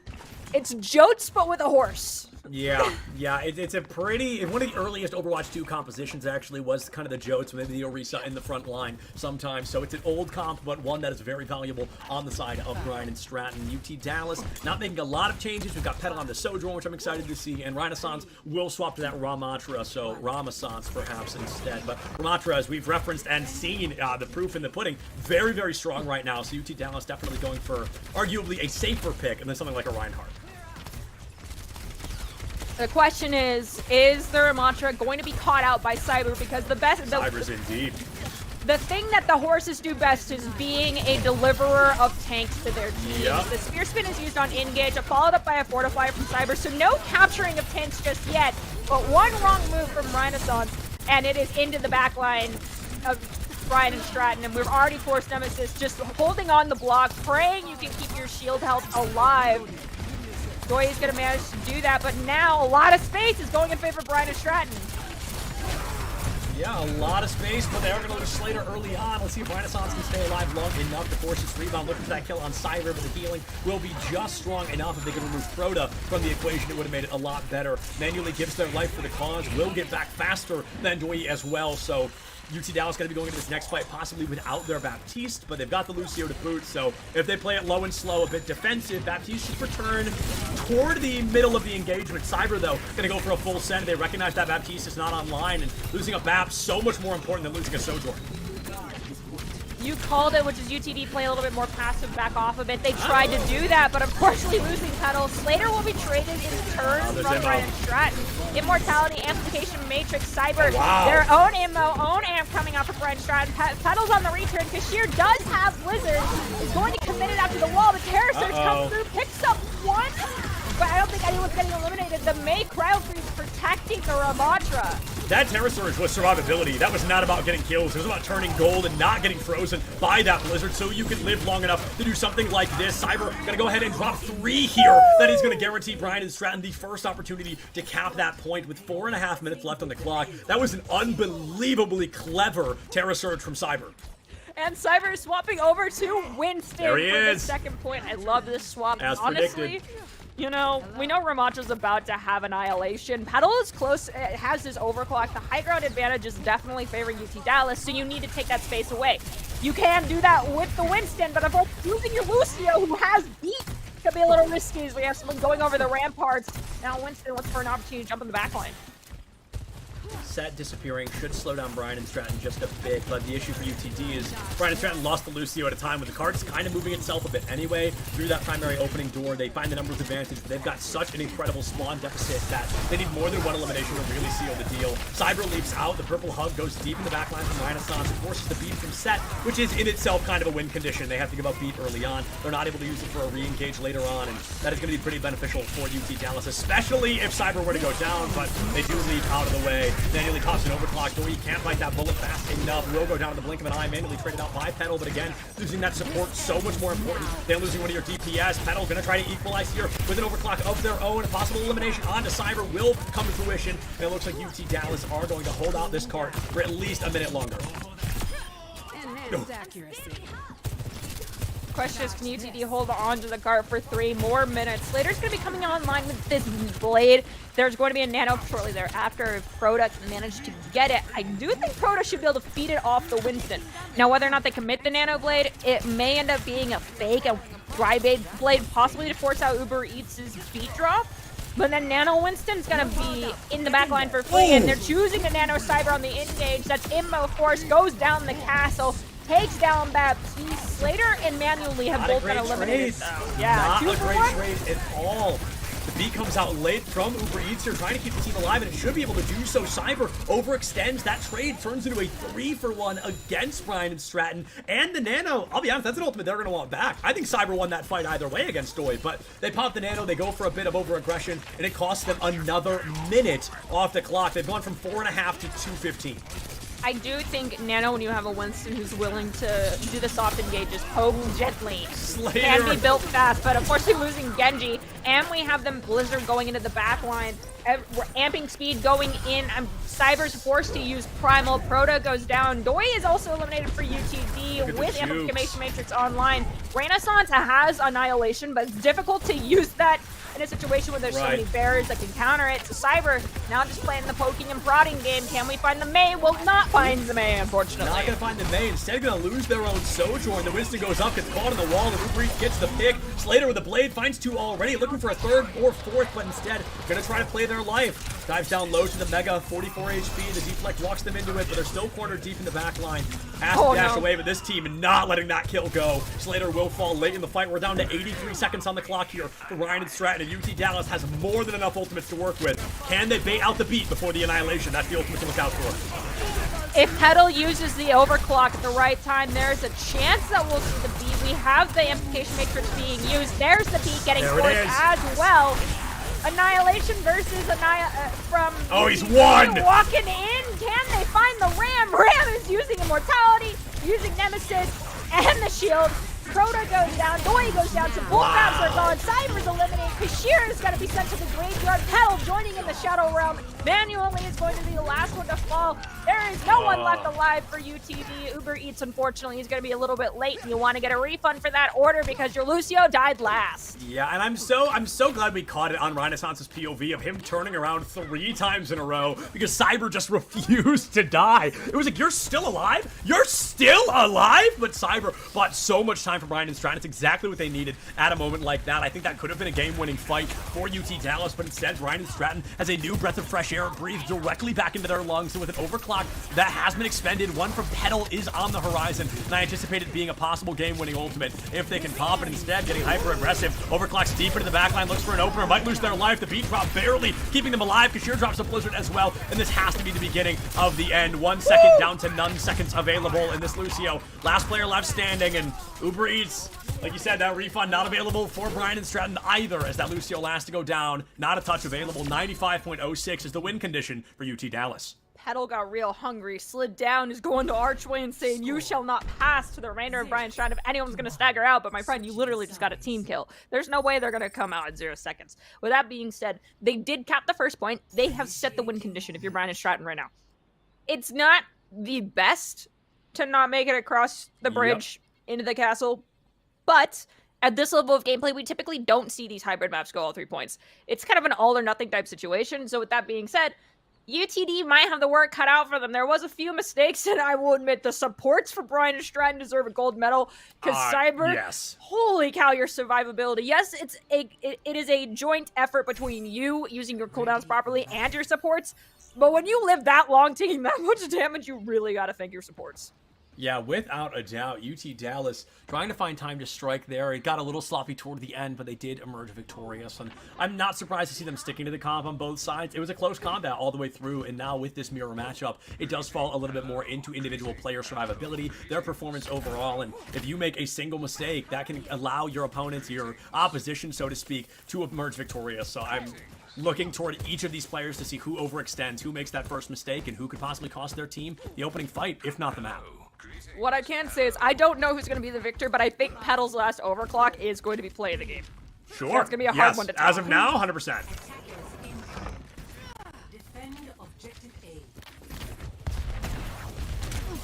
I love how before broadcast we were talking about meta and being forced to play basically the same set of heroes, and right now we've got a perfect mirror matchup of what are some of the strongest that you can currently use, in some players' opinions. So with that being said, Petal being in the backline and not being touched right now is giving me a little bit of a cause for concern. Yeah, without a doubt. I mean, manually already able to find 2 UT Dallas. This is going to be a pretty uneventful attack as they lose 2 critical players off the gate there. Uber Eats and Petal down. At least it's a quick die from the team, so they can continue to reemerge as we move further into the lineup. But I'm definitely eager to see if UT Dallas makes any fundamental changes or if they think something specific happened to kind of ruin that opportunity, ruin that opening. But no matter what it is, Brian and Stratton, they take a minute off the clock for free. Perhaps it was Petal going into the backline, not getting a whole lot of value, using all those cooldowns, and Brian Stratton just being like, okay, and then walks into the front line because without pressure from the DPS, your tank blows up. And unfortunately, Renaissance exploded. Yeah, Renaissance got a deletion off rip there, and it's going to be really difficult for UT Dallas, like you said, to engage without that tank. A wall goes up, Cyber barely able to jump up and out of the way. The Mortality Field already expended for BNS, but I'm not sure it's going to be enough of an opening that they need. The Rom Shield is there to save the day. The aggression is going to continuously be in the way for this team, and now UT Dallas, a lot of ultimates to use just over that horizon. Brian and Stratton, they get there a wee bit faster. Can they take Cyber out of the way? A great Maywall trying to keep them alive, and they jump into the corridor. Cyber will go down. UT Dallas needs to hold W, but unfortunately they lose 2 players in that very same breath, and I think that's going to be a lethal cost against them. Something to point out here is when you're looking at these kill feeds, as we hear the Hail Mary attempt come out from Kashir, that is going to be not as successful as one may hope. Look at the kill feed. More often than not, the Brian and Stratton kills, you're seeing 3+ members getting credit for those kills. They are happening extremely fast. They are coordinated. That type of succinct and borderline criminal takedown of a team, the organization, you can tell that this team is a well-oiled machine and scary as heck. UTD, I'm sorry, but right now Brian and Stratton looking clean. A Blizzard to win this fight almost for free. Renaissance is going to get frozen out, but an overclock and a beat going to be answered out by a beat of their own, but it cannot save Renaissance. You've lost your tank, you've lost your momentum, you've lost your mojo, and you've lost your overclock with not even a single ultimate to brag about, or elimination, excuse me. Manually puts down Petal, and Brian and Stratton looking better and better for their odds of winning a second map in a row, putting them on series point here in the semifinal, where they will go up against Winthrop next, who, as a reminder, won their semifinal 3-0. Well, so there's a Lucio player who I've had the honor of learning from, who's not really in the collegiate space, but is more still in the competitive open division. Gatsby, shout out to him. But he once told me, he said, "Nerdy Bird, every time you beat a male trying to save your teammates, a puppy cries. Real. If your team's in the male, you messed up." If they're frozen, it don't matter. Oh, Annihilation out early from Renaissance. Let's see if that value can be found. Manually will go down. Immortality Field pop from Proto, but they run out of it in an attempt to get away from Renaissance. Slowly but surely, UT Dallas will emerge victorious on top of this fight, and you got to give them kudos where it's due. The team shows up large and in charge, loud and proud to walk away with that opportunity, and now they cap that point 3 minutes and 90 seconds less than Brian and Stratton had at the beginning. Considering Brian's trying to make it all the way across the bridge, it might be a blessing or a curse, just either speaking to UT Dallas's defensive ability or Brian and Stratton's struggle for second point of Eichenwald, as many people have complained about. With that being said, I want to keep an eye on Kashir here, because Kashir swapped with the Genji and is sticking with it. I anticipated possibly walking back on the spawn after the gap and changing to a different hero. Kashir's saying, no, I'm confident on this. This Annihilation off the Cyber is almost online. Doesn't need it. The wall, the maul, few punches here and there. Renaissance Joy both eliminated. And once again, look at the assist. Yep. This is going to be a tough moment here. UT Dallas really needed to win that fight to get underneath Arch, to get around the first corner of Eichenwald essentially for free, and now that opportunity has been thrown out the window for this team. It's not a spot they want to be in, but it's certainly a spot they're finding themselves in, and I'm not feeling great for the odds of UT Dallas unless they can really turn this fight around with only an overclock and an amplification matrix to their name. Amplification matrix with a well-placed shot from Petal could be enough. However, there's going to be a beat, Immo. possibility of Slater just throwing up a May wall or even a blizzard to prevent all of the value coming out from a window. Not to mention window from low ground, not really your cup of tea. Cyber walks in. There's the May freeze. There was a beat in conjunction with it. Annihilation wasn't even necessary. That's 2 down from both sides, though, and Cyber says, all right, we go. Hits Annihilation, finds Renaissance. Lucio's wall riding, attempting to get the freedom to help their Genji as well as being chased underneath, down near the Mega Pack, escaping with their life. Uber Eats will live to fight another day. Barely living to fight another day here, which is exactly what Uber Eats needed to get UT Dallas back into the fray. Set goes deep into the back line, trying to dive up and through Castle, which does not always work well.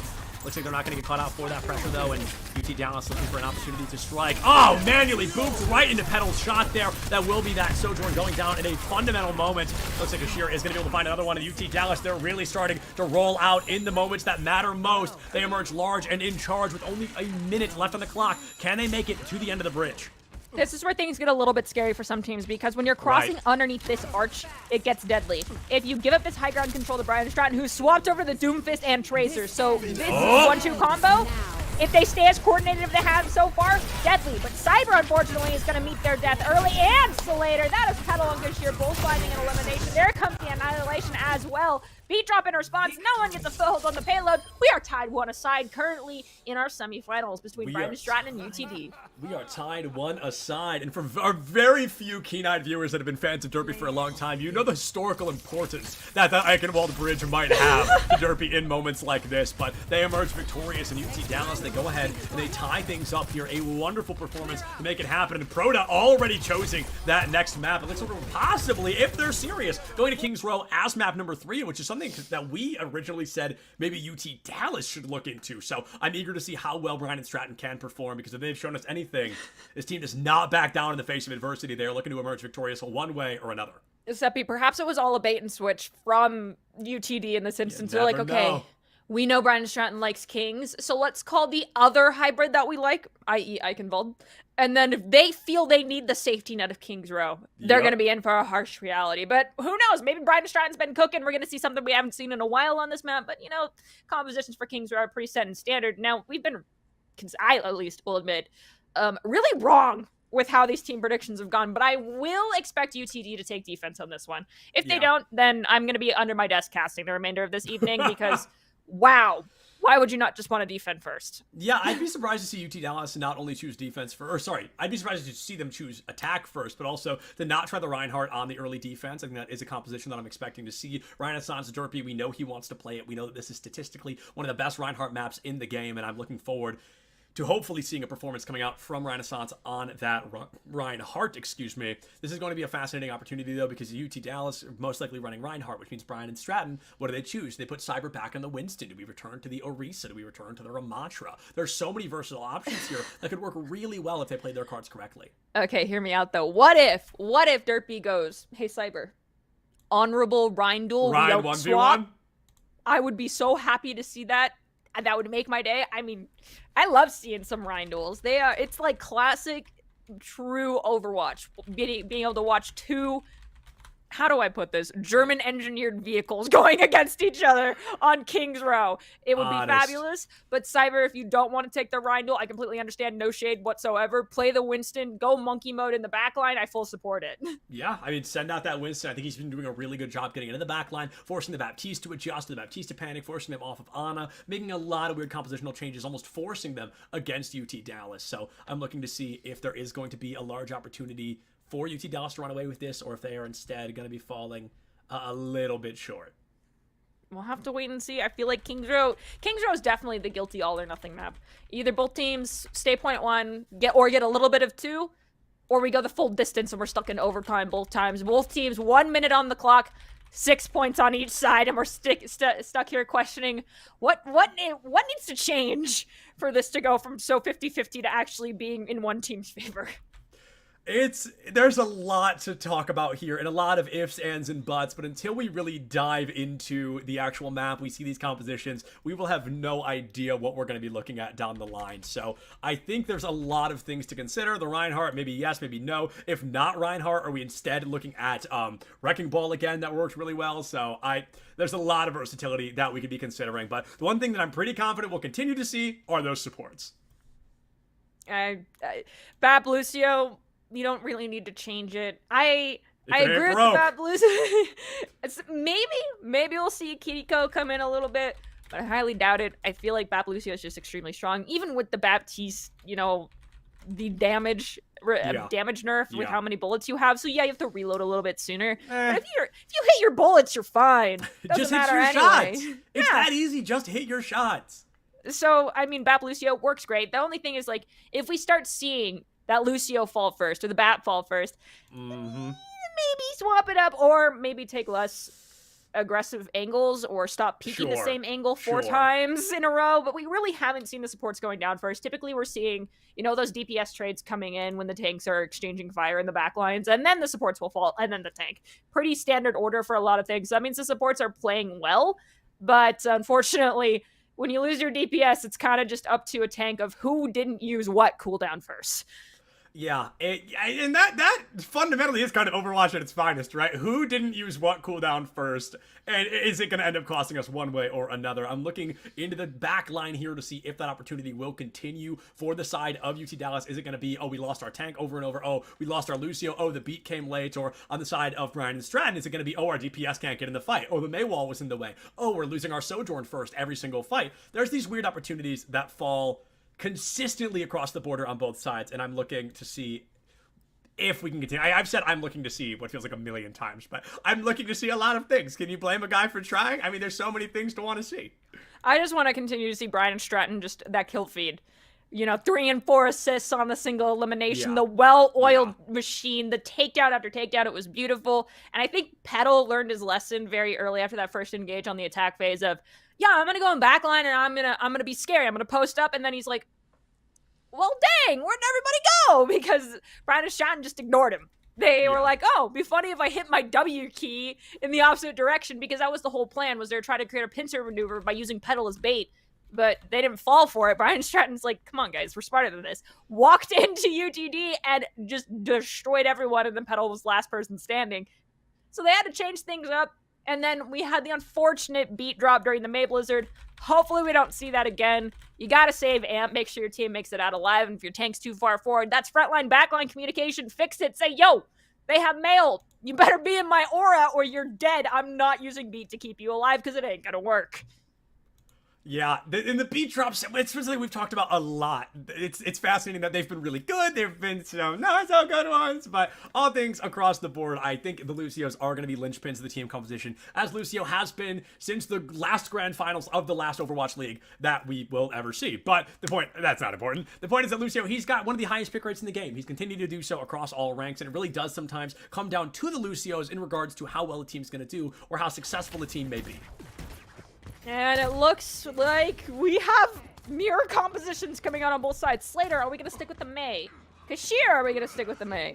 Both of these players have done, that swap over to the Genji at different points in time. Well, we see that. Is manually going to choose to go over to Soldier 76, who, ironically, happy birthday, Soldier 76. You and I share a birthday. This is true. That really disappointed me when my friends mentioned that last night. They're like, hey, Artie, Soldier's birthday's tomorrow, too. I was like, well, dang. You hit him with the nah-uh. I was like, why, Grandpa? Yeah, that is... I'm pretty sure somebody... I don't remember who... I think it's Diva's birthday is like the day right after mine or something. I've got a birthday close, but I don't have any birthdays right on the money for me.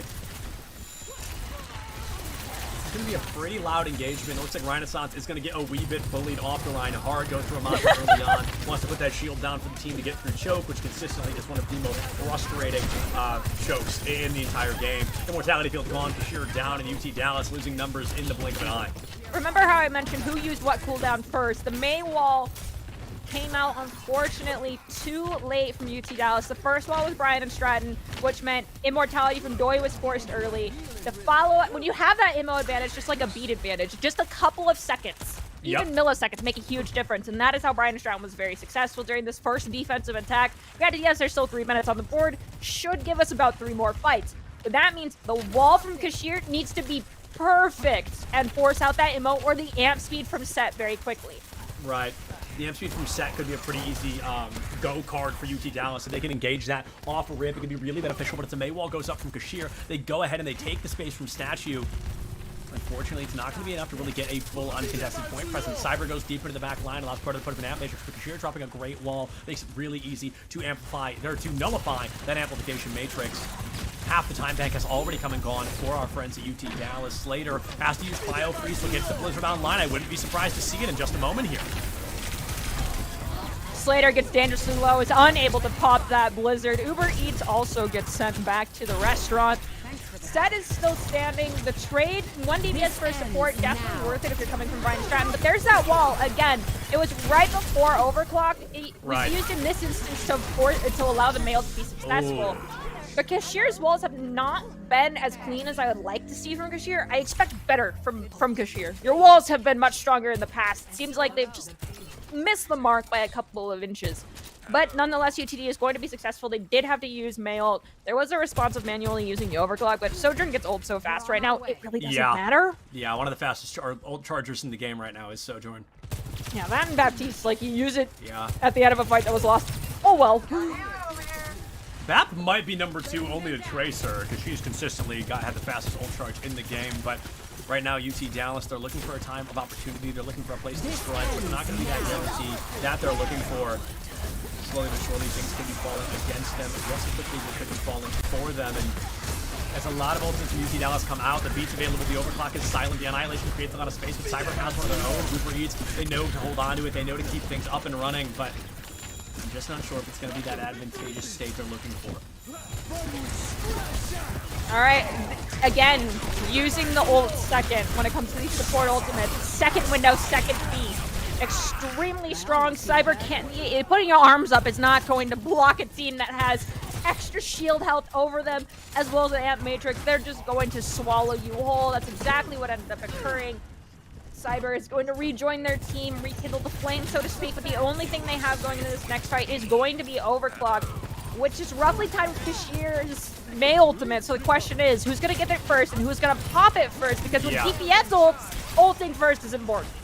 Yeah, getting that ult out first is, of course, going to be important no matter what, but UT Dallas, they've got 3 minutes. It took them a little while to cap that first point, but since they have, they've really been able to keep the ball going. Kashir almost another Blizzard in pocket as well, so we're looking toward that Blizzard to make the difference here on this second point cap if Kashir lives long enough to make that happen. A lot of damage goes out. Dewey has to drop off the high ground and get away from those stray icicles. No ultimates available. Kashir should be the first to make that happen, and I'm looking to see if they can get that ultimate out early. Slater already down. Are they even going to need it at this point? It's a guaranteed point win. It looks like Kashir knows that all the same. Goes ahead, freezes up Cyber. The boop is out. The shield is through. Immortality field is down. And UT Dallas now with 4 minutes on the clock, so really starting strong here on this third point of King's Row. Okay, I don't know if it's intentional, if you saw it or not, but Uber Eats accidentally booped 2 people out of that May ultimate. Granted, yes, it forced them off the point so they couldn't contest, but if I were that tank or the May, I would have been like, bro, don't boop them out of my freeze, please. Right. However, we're going to round the first corner in UT Dallas' favor. See, manually has this overclock. What cooldowns are they expecting to try and get out first? Maybe the amp speed, perhaps, from Uber Eats needs to be expunged, but manually finds Doi. There goes the window because you have no amp matrix. That means the team's just got to amp back and away, as Petal unfortunately will fall as well. Yeah. Petal goes down early. UT Dallas losing that overclock online. Amplification matrix is up, so is that Annihilation, that purple hug. Slater should go down here, even with the Maywell. Wow, by the skin of their teeth, able to make it out and still returning to a flank. A fascinating choice, but one that is about to be very beneficial. Gets the freeze in the Lucio. A backline Blizzard comes out when you least expect it, and things are looking pretty A-okay for the side of Brian and Stratton, especially now that Renaissance has gone down. The Annihilation not going to be used here, and essentially 2 minutes burned off the clock here for UT Dallas. Did you see the drive-by that Slater did towards Uber Eats? Like, started tickle freezing and then yeets the mail in the back line. So basically to guarantee Uber Eats is the first to freeze no matter what. So that even if Uber chooses to try to drop the beat, they can. That was diabolical. Diabolical is such a good word for it. It truly was diabolical at a time like this, but Cyber takes down Petal. Both Sojourns now offline. Immortality comes out early, but should give Renaissance the green light to pop an Annihilation, but Cyber goes and pops it first. We'll be able to take Uber Eats down to the people, not make an appearance here. Renaissance, I believe, will be sent back to that spawn room as well. So it's going to be 2 critical players down, 3 ultimates that UT Dallas is really going to want back, and their odds of capping all 3 points have drastically diminished. Okay, so there was a time in Overwatch 2. I can't say back in my day anymore because Overwatch 2 isn't that old anymore. Old yet. But, you know, typically the rotation was 3 ults and 2 ults. We do have Lucio beat, which you can use offensively, but statistically speaking, even now is not the best ult to use offensively unless it's last fight and you can force it. But on attack, forced to use it defensively. They do find Slater for Brian and Stratton during this overclock. Cyber's also going to go down, so the beat from Uber Eats, again, defensively, very powerful. We're going to be able to follow up with Kashir having this May ultimate. The Blizzard can force the entire squad from Brian and Stratton to be stuck in spawn. I highly doubt Brian and Stratton's going to let that happen. Most likely split push out of both doorways. Now it's, the stress is relying on Slater to get their own Blizzard online in time. It rests on your shoulders, May, as short as you may be. Support a 5-man squad. Yeah, Kashir going to be able to create a lot of space, but it will not guarantee a point cap. It throws the Blizzard, I'll say, a bit too early, I think. It's not really what I wanted to be seeing from that Blizzard to come out when it did, but hindsight is 2020 after all. They go ahead and lose Uber Eats. Doi has gone down as well, and a lot of value to be lost here on the side of UT Dallas just because that Blizzard comes out a wee bit early. Kashir and Renaissance off the map. You got to respect them for that tactical reset. They know there's only 30 seconds left. They're going to have almost 3 ultimates to work with and one more opportunity to try and cap this 3rd point. Really intrigued. Okay, so this is like Overwatch 1 meta of like season 16, I think, or 13 of Ana and Baptiste. I have seen a resurgence of it, but more in the latter play, not so much in competitive organized play. We have Uber Eats rocking it on the Ana at the 30-second mark, mind you. Choosing to go with sustainability over the speed and mobility that Lucio provides. Is that the call here? As we see the May ult go down and Ramatra gets walled by their own team, trying to keep them alive. The Immortality also committed, but then the return wall is not blocking off the Ana heals, though, so perhaps Uber Eats cooking.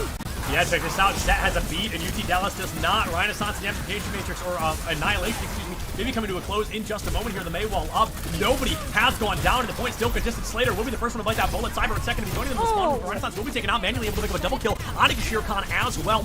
Finally, the Immortality field will fall, and Brian and Stratton manually the only player left standing, trying to keep the dream alive, but just can't do it in a 4v1. Petal gets a 2K of their own, and I believe there should be a Tracer touch here right in the final moment, especially with a Doomfist in that back pocket to keep this value up and running. Let's see if they're going to be able to win it all. Renaissance returns on the Wrecking Ball with 0 seconds on the clock. This has to be a full completion or a final stop. Cyber is gone. Spin to win combo coming out from Renaissance. Slater down to 75 HP, deleted by that swing.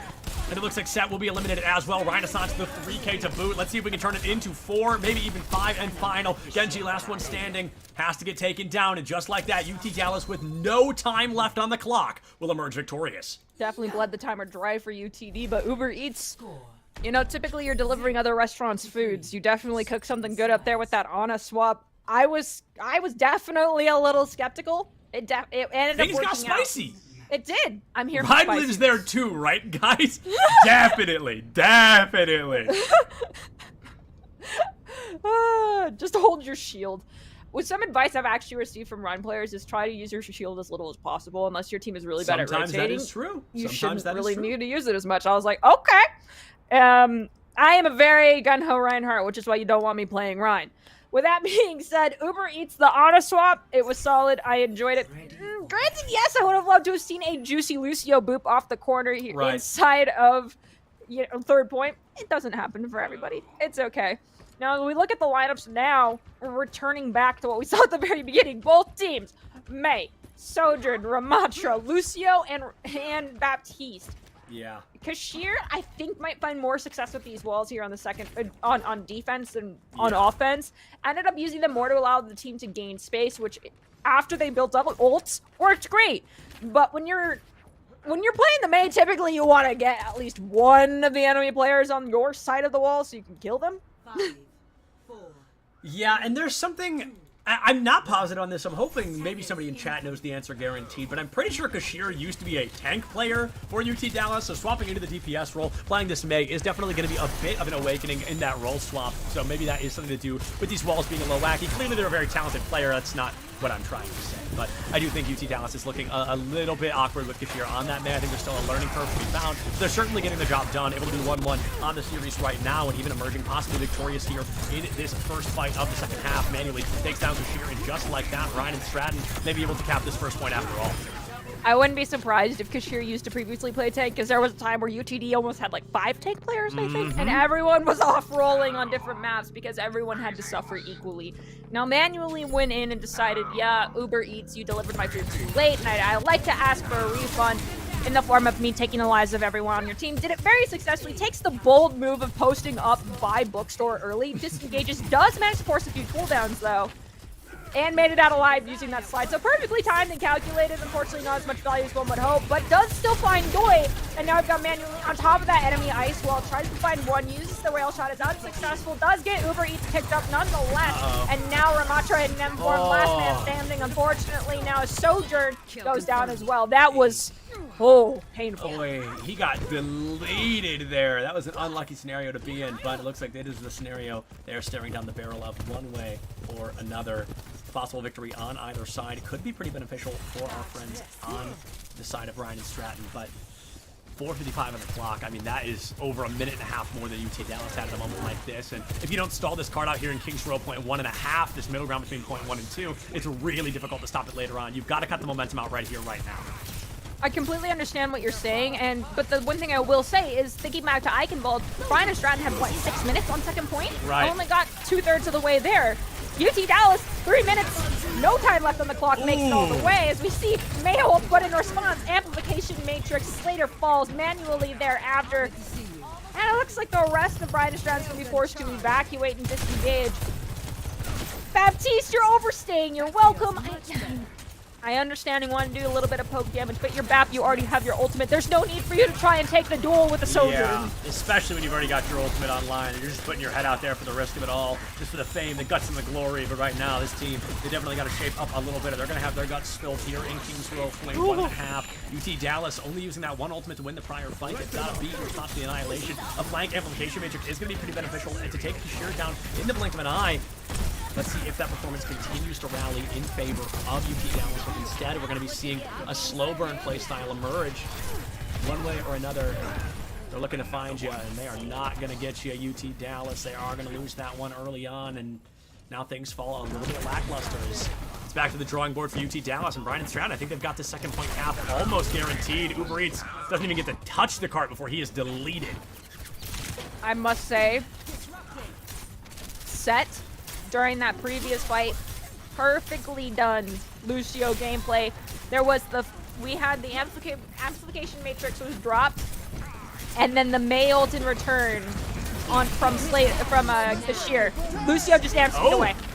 And now we have both beat from Zed here. Yeah, this is fascinating. Zed going to go ahead and not risk any chance of losing an engagement here, one way or another. He wants to find that opening. Annihilation comes out from Cyber, but the beat should be able to keep the team alive. Renaissance has to pop the Annihilation of their own, goes into defense, try and stay alive, but just cannot make it away from that Maywall fast enough. A very late Amp Matrix from Doi here will be interesting to see if Petal alone can carry that advantage, which they certainly can. A triple kill turns into a 4K with the help of Kashir, technically all 5 there. And with 4 minutes left, will this be a repeat of Eichenwald, Nerdy? Were you spot on? All I gotta say is I love how I'm complimenting Set's use of cooldowns and like amping speed out of a May ult, and then beats first when no other ults have been used. Because then the enemy team will drop the beat, and typically the Lucio to ult second in those instances will win. But Uber Eats is throwing away the sound waves here in favor of the Discord orb, saying, I'm done playing the passive healing. I am going to be the most aggressive Zenyatta you've ever seen. As the May ult comes online, Kashir will get eliminated. That is Set and I believe Slater both wombo comboing onto Kashir, and then we're going to see Renaissance go down as well. Petal is desperately low, bleeding all over the floor. Set will get that elimination. Set's also going to follow up with another one onto Uber Eats, and now Slater is chasing down Kashir. Kashir just walks back into spawn safely. Uber Eats did get eliminated as well. This will probably be the least coordinated we've seen Brian and Stratton thus far with these elims. Yes. Yeah, I have to agree. The coordination has begun to slip a little bit from Brian and Stratton. They're getting a little bit over-aggressive, but the over-aggression does seem to be paying off. They dive deep into the back line. They emerge victorious there with that middle ground in their favor. And now Brian and Stratton with what was that, 2.5 3 minutes on the clock? I believe 3 minutes on the clock. A really loud performance off rip is going to make this unbelievably beneficial for the side of Brian and Stratton. This is a very painful situation because Hybrid is finicky when it comes to how overtime works. If you have less than a minute, then you will guarantee yourself at least 1 minute to attack. However, if you have nothing on the clock, and the best thing about less than a minute means that the enemy team sometimes when they have 3 minutes on the clock will be reduced down. But Yeah. it's not going to in this instance because there's no time getting added or removed from one another when one team has nothing. So now, UTD, can you play a perfect defense? Three, almost 4 fights worth of a perfect defense here to defend Kings Row and make sure that it's a draw? Or is Brian and Stratton gonna get that 33% that they need? Because that first fight they had, beautiful, absolutely supreme, facilitated perfectly by Manually. If they do that again, I hate to say it, but they're gonna put themselves at series point. Series point is just around the corner after all, and this is going to be a very scary moment for, I really think, both sides. With 3 minutes versus 0, this is, I hate to say it, almost a guaranteed victory for Brian and Stratton. We would need nothing short of a miracle here. UT Dallas needs to full hold 3 full minutes, and that's just to turn this into a draw. There's no win condition for UT Dallas any longer, so let's see how long they can really hold out against the relentless waves of Brian and Stratton. Similar rotation to what we saw earlier. Both teams sticking with the similar comp once again.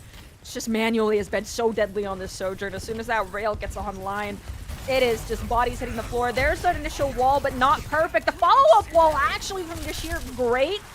Does have one little line of access, which is not really what you want to see from either of those May walls. But now we have a Slayer poking through Hotel. Manually goes down to Kashir in the 1v1.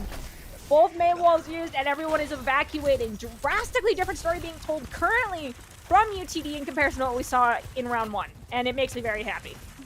Yeah, this is a really good performance from UT Dallas. They're also playing a little bit slower, a little bit further back. You've got to respect that because they recognize, if we go down, that's going to cost us not only just the fight, but the map. There's a lot more at stake here into this engagement. So UT Dallas are going to go ahead and rotate back to Hotel. Get caught out by that Vortex, and with the May wall up, it separates the tank and the May from the rest of the equation. It's going to be a bit of tiny Overwatch here on site. Manually takes Kashir out of the way with an amplification matrix up from Proto. It's a lot harder for UT Dallas to hold that claim on point. They're just not able to make it, and that will allow Brian and Stratton to emerge victorious here on map number 2. This puts them on series points to go into Grand Finals against Winthrop, who once again won 3-0 in their semifinal. Winthrop is a scary team. Winthrop is very scary. All right, we're going to see. It's actually Battle coming with the POTG. Not expecting that. Honestly, Manually, I thought you had it. That was one insane pop. Oh, this was incredible, though. Right after Renaissance went down, this is the pedal 4K. Okay, so now, what map do you think we're going to? Control. I'm going to guess it's a Control. You think we're going back to wouldn't be Control? surprised. I think it would make sense to go back to Control, but I think Ryan doesn't really get a lot of value on the remaining Control maps. Maybe you go to Lijiang Tower, but then you run the gambit of hopefully it's Control Center, etc., etc. Luckily enough, UT Dallas has a couple of minutes here during this upcoming break to go ahead and decide what they want to do. We'll find out on the other side.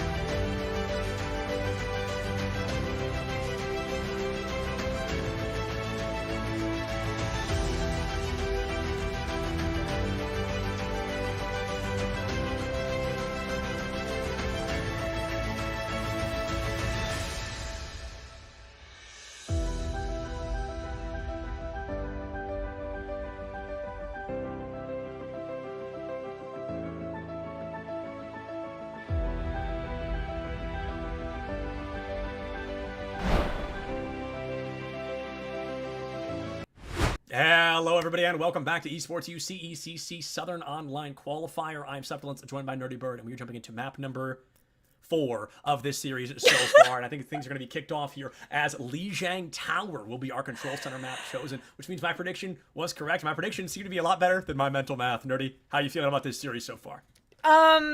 It's a little bit more. No, that's a lie. It's a lot more back and forth than I anticipated. But if anything, it makes me happy. Brian Stratton, our team, that at least when I was still a player, I was, familiar with them and spoken to them, hung out with them at LANs. So it's really awesome to see them going toe to toe with what we would consider kind of one of the behemoths, a titan of esports, so to speak. UTD is a team that has a history of being extremely successful. I mean, yeah, they don't have as many championship titles as some schools do, but they consecutively make it into those grand final spots. Exactly. And so for Brian Stratton to be putting them, up on the spotlight, themselves in the spotlight, and being like, hey, if we can take down this Goliath, imagine what we can do next. So now the question is, will they be able to do that? Are they going to be able to cast the final stone here, so to speak, on Lijiang Tower, which is a map series that sometimes favors Reinhardt's, which, since we have Derpy, are we going to see Reinhardt? Well, it depends where we end up, right? It's like if you go to Garden, you don't want Reinhardt. But if you go to Control Center, I mean, even Day Market, I think Reinhardt gets a decent amount of value. So there's a lot of ifs, ands, and buts about it in terms of what we're going to be seeing. But I think across the board on both sides, there could be a lot of options for these players. It looks like Gardens will be our first option, which is the worst of the three if you're trying to play Reinhardt. I will say, though, the Wrecking Ball Tracer combination that we have coming out for UT Dallas, this is a comp that I refer to as untouchables. Typically, you have a variation of a Pharah or an Echo that, your Mercy gets to pocket. Good luck, have fun. But Brian and Stratton is sticking with their tried and true Ramatra May comp. Now, again, this Wrecking Ball Tracer is going to try to force people out into positions that make the core unit of Brian and Stratton uncomfortable. It did not work out that well on Nepal, and Cyber's like, I'm not even going to deal with you this time. Sees the pharmacy, walks back and swaps. Yeah, I like the soul read, though. One hit scan to another. I like that. Manually is like, nope. Comes out on Grandpa. 76 is coming in. Happy birthday to us. Happy birthday, Soldier 76 and Nerdy Bird. Very exciting day. Renaissance is going to take a lot of damage here in the early face-up, and it's going to be a difficult scenario to walk away from. I think things are a little bit sloppy there. Manually goes down on the side of Brian and Stratton. Kashir, like I mentioned earlier, is pretty darn good at this Pharah. And I guess on the bright side, you can't play Ryan here, but you can play Pharah, and Kashir definitely knows how to make some magic happen with that Pharah pick. 7% already in favor of UT Dallas. And Wrecking Ball Tracer, their goal is to just be focusing on the same people, and Pharah is just going to be the one basically calling the targets as they get booped into bad locations or does enough damage on them. What's very scary is Brian and Stratton attempting to go across that bridge, not once, but twice in the last 20 seconds. Maybe even a third time here. It's interesting how they've knocked on server room one time. They've not gone white a single time here, so it's fascinating to see them not go for that rotation. But here's a good example of the Cyber Winston playstyle. Went deep into the back line, tried to take down Zoe, couldn't, bailed, immediately got out of dodge as fast as they possibly could. And I think that's a good scenario to be in, all things considered. So now UT Dallas, they're looking for that point control that they lost, kind of stolen out from underneath them, and its Renaissance will most likely go down here. Cyber down to 100 HP, but unfortunately goes down too little too late, unless UT Dallas can find one more elimination to equalize. Hear me out. Yes, Cyber got eliminated, but 2 went down for UT Dallas, and unfortunately 2 for 1 I will take, but they did end up losing manually thereafter. And Kiriko, some people have referred to her as a Valorant simulator. I agree, because if you land these headshots, it's like one and done in some instances. Because most of the time, someone's already tickled that teammate. But Renaissance comes in off respawn with a Mercy boost and Petal as well. That's a three-piece combo, so to speak. Brian Stratton all eliminated. Points flipping back over UTD, but we're very back and forth here. Definitely a different story than what we saw in Nepal. Yeah, definitely a lot more wishy-washy than Nepal, which was very dominant in favor of Ryan and Stratton, or at least a majority of it was. UT Dallas did start to warm up a bit toward the end there, and as they're notably more warmed up, I'm not surprised to see this team performing a little bit better here on Lijiang Garden. Renaissance going toe-to-toe with Slater here, and Slater has so much less HP that Renaissance can really kind of fool around with it. Pulse Bomb out, a double kill in favor of UT Dallas, but Slater does pick up Booyah on the way out. Now Petal has fallen manually eliminated by Renaissance, so that's what, 3 ultimates used, 2 ultimates from the side of Brian and Stratton, and they are going to lose that fight pretty one-sidedly. That was Rally, and the reading glasses came out from Grandpa. Petal used Pulse Bomb, found value. Was Kitsune Rush committed from UTD? I don't think so. Interesting, okay. But they definitely... It was a late swap from Doi. I don't think we've seen one yet. Okay. we did see the Valk as well, but Renaissance has landmines online, which means Cyber has to commit shield in order to get rid of those if these are used, and it'll swing it back. Oh, Cyber, it happens to every tank. It's okay. Nerdy, that's a lose condition. That's fully, the game's over. Cyber whiffed. It happens. It happens. You still have one more map to make it up, and then if you make it up there, then you have one map to decide it all. Golly, this is fascinating to say the very least. That is unbelievably unfortunate for the side of Brian and Stratton, but bright side, it was stage 1. Not stage 2 after all, so they're going to lose that first one. It's now going to go to Control Center, where Renaissance is going to lock in the Ramatra instead. All right, UTD is pulling out a composition that I personally enjoy. Granted, the variation... They tried to play this earlier. There's a variation in this comp, though. They're not running the Reinhardt. Typically, it's a Reinhardt that you see with this comp now. I like it with the Reinhardt, which Renaissance not on Reinhardt. What? Yeah. That is, like, sinful. However... Oh, Kushir, come on, baby! Bastion Junkrat in Control Center. Sounds like it's the beginning of a clue question. With that being said, let's see. Is this going to be enough damage? Will they have the target focus here? Is Kosa is under control by Brian and Stratton? They're going for the slope, poke a little bit, gain the space, force the cooldown. And that is Kashir Khan. Go down with the shadow realms of Cyber. Cyber is close out of Nemesis form, but they're pinching off Renaissance. Renaissance Uber eats balls first, but now it's pummel time. Bastion's going to use that tank formation and attempt to force Cyber back, but unfortunately gets too low, getting pinched themselves in that same instance. Yeah, Kashir was out of there, and the rest of the team just not able to adapt accordingly. Brian and Stratton back to that surgical, almost formulaic play style that we know and love from the team so consistently. Let's see if they're going to continue to bring that level of aggression to the table, if instead things can get a little bit sloppy, perhaps. I'm looking into the background here to see if UT Dallas can find an opportunity, if they can find a place to strike. The Junkrat didn't work. It's an immediate swap off. Set is going to lose their life with that railgun. Immortality field down as well. Amplification Matrix has to make the difference across the board, and Proda is going to be looking for a strike of their own. UT Dallas should be able to strike back pretty loudly here. 30% on the board for Brian and Stratton, but UT Dallas claiming some space of their own. Typically, that 30% mark is about where you see that point get swapped over to someone else, but that first 30% is paramount, typically speaking to who's going to win out the map. It was UTV on Garden, so now that we're on Control Center, is it going to be Brian and Stratton's map if the statistics don't lie? But manually, Slater both coming up with ultimates, as will Cyber. From UT Dallas, we're also going to have that beat online mail very soon, but doing this window as well as Renaissance with this Annihilation. First is going to come Slater with the mail. Everyone makes it out, but Renaissance forces the beat, the immortality, and the amp matrix, all just to keep their poor Ramatra alive. So Set comes in, says, okay, anything you can do, I can do. Drops the beat, Slater drops the mail, Cyber's gonna get eliminated. That's Protagon as well. Doi goes down, Petal is going to be eliminated. Manually is hungry and is asking for some more Uber Eats and says, sir, do you have my delivery? And the answer is yes. 4 ultimates used from the side of UT Dallas in a fight they ended up losing. That is a tough spot to be in, but you got to 50%, you're able to keep yourselves in the mix, and on the bright side, both teams have 1 ultimate now, so you overextend quite a bit, but it's not the end of the world as you do keep things kind of nice and tidy. Brian and Stratton looking for an opportunity to take this lead and run with it, but 1 annihilation away from being able to do so, an amplification matrix in that back pocket as well. This ends now. Alright, Petal is going to be the first to hit that Q button. Proto also is going to have the Amplification Matrix online, but may want to wait until Petal's ult is down because not a lot of space has been gained from UTD just yet. Now Cyber can walk past that first shield that was dropped from Renaissance to do it. Proto also looking for an opportunity, I believe, to use the window. There it is. Manually gets eliminated, unfortunately, thereafter. Are we going to have to coin an ultimate because our teammate has fallen? But no one else from UTD is choosing to spend anything more. Instead, backing off, playing it a little safe, waiting out that Amp Matrix. Was successful to stay alive. Now Cyber, you have Annihilation. When are we going to use it? Because Doi almost has Windows. Set almost has B. Are you going to take advantage as we're at the 95% mark? 95% for Brian and Stratton. Set has to drop the beat to keep the team alive. Renaissance has already gone down, so that's going to be fundamentally difficult to work with in the side of Brian and Stratton. But the beat is up. Cyber finds 3, and it looks like they are going to be able to emerge victorious here on stage 2 of Lijiang Tower. Cyber's post-map defeat there is going to be redeemed pretty early on. The odds of winning have skyrocketed for our friends at Brian and Stratton. They've tied us up for the third and possibly final map. Let's see if they're able to emerge victorious. So far, the statistic of that first 33%, meaning you win the map, has been true for control points. This is It correct. was UTD, then it was Brian Stratton.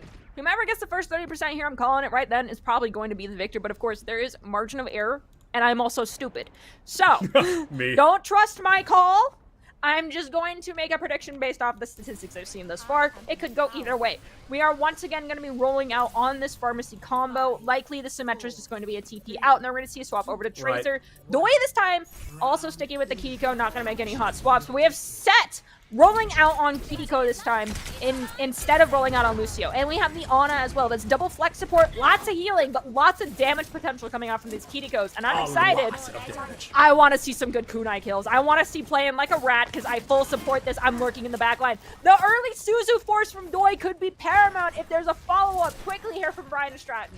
I do want to say I'm glad to finally see Kashir on the Echo instead of the Pharah. We got a taste of it back in Control Center where they're able to win that map. I think Echo just does a lot of what Pharah does better. I think she's a lot easier to work with, and I'm eager to see a bit more gameplay from her on Kashir behind the wheel. UT Dallas looking for an opportunity here, but are going to be falling a wee bit lackluster. Focusing beam finds no value, and now the team has to readjust their playstyle and their opening strategies to try and win this fight. Brian and Stratton sneak away 10% and counting, and Proto falling should give UT Dallas a pretty large opportunity to steal the lead somewhere in the middle here. Brian Stratton, first people to get the lockdown, but they are not hitting that 30 percentile mark. There's someone capping currently.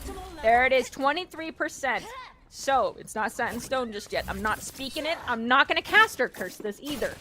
But currently, Kashir swapping over to going with this Echo play. Echo Tracer Wrecking Ball is pure chaos, and I adore it. I actually like Echo more than Pharah, but that's just a personal preference. I don't know if everyone feels the same way. But those Echo Stickies could do a lot to force Set to use the Suzu way too fast. Speaking of Suzu, it was definitely just used. Suzu does pop up at a pivotal moment there, and we're going to be looking further in to see if UT Dallas can react fast enough. Just like stage 2, they took the lead, and I'm afraid they're going to lose it just as quickly. They've got to play these cards correctly, so let's look to see how exactly these cards are going to fall apart and who they're going to fall in favor of. Kashir is going to lose their life. Petal throws the pulse bomb. I don't think it's going to be a lot of value there, but UT Dallas, they've got to get back on the point. They've got to get into the mix of things, because if they don't use these ults, they're going to lose them. They may lose this semifinal as well. Resurrection onto Doi, but Brian and Stratton, all 5 ultimates, a full ult apocalypse in their pocket. Look, Kashir's done a fabulous job of forcing Set to use Suzu. It's just, unfortunately, Renaissance and Metal have not followed up on these early 4 Suzus. We do see Slater get eliminated. We're also going to commit Tsune Rush, followed up by the Nano Boost, and Manuel is pulling out the reading glasses as well. Attempts to eliminate the Echo, but the copy is utilized as well, getting boosted from the Mercy in turn. 60-50% here with the copy about to have attack visor. Will it be enough as we have Slater coming in, doing a little poke damage, looking for an opportunity to get this stick. Kiriko is going to be eliminated with a fist to the face. Mercy, Echo, desperately trying to stay alive outside point. Mercy goes for a risky red, works up, a Renaissance gets eliminated. Wrecking Ball comes back fast, but you really want to risk boosting your tank. Brian and Stratton is at 82% in counting with point lock currently. Oh, manually takes down Uber Eats. I think this is going to be the beginning of the end. They've lost the Mercy. They traded out for the Soldier, but they really need one more elimination to make it worthwhile. Petal has the pulse bomb. That's a stick, and that's an Ana out of the equation. A fundamental moment at its finest for this team to possibly emerge victorious. We're going to be looking deep into the back line here to see if UT Dallas can use the numbers advantage that they had. Slater was able to take down Petal in that back line, and it looks like Brian and Stratton are doing a great job removing and deleting UT Dallas from this bracket. Overall, this looks like this could be the beginning of the end for our friends at UT Dallas. A great series played, but a dominant one from Brian and Stratton when it came down to these control maps. I'd like to reiterate I am stupid. UT Dallas was the first team to hit 30% on night market, but Brian and Stratton, after that 30%, they got it right back, went to 30% themselves, and then continued to climb. It was never touched, it was never claimed again by UTD, so that just goes to show you I am stupid at times. Numbers don't always tell you the truth. It's just statistics. This is true. We can't always trust it. There's margin of error. I did stats for a semester, never doing it again. Shout out to Danger Taco for helping me through that class, but never again. This is why I don't like stats. There's always a margin of error, and that error is a lot bigger than I think it is. Yeah, and that is unfortunately going to be all of the Overwatch that we have time for today. We're going to go ahead and wrap things up pretty quickly here just because it took a while to get into the series. The series went all the way to map 4, and we've still got Valorant happening on the other side, brought to you by Zobi and Possible. We're going to be replacing us in just a couple of minutes. Thank you guys so much for watching. A big congratulations to Brian and Stratton. Best of luck in those grand finals. And folks, enjoy this Valorant. We'll see you guys next time.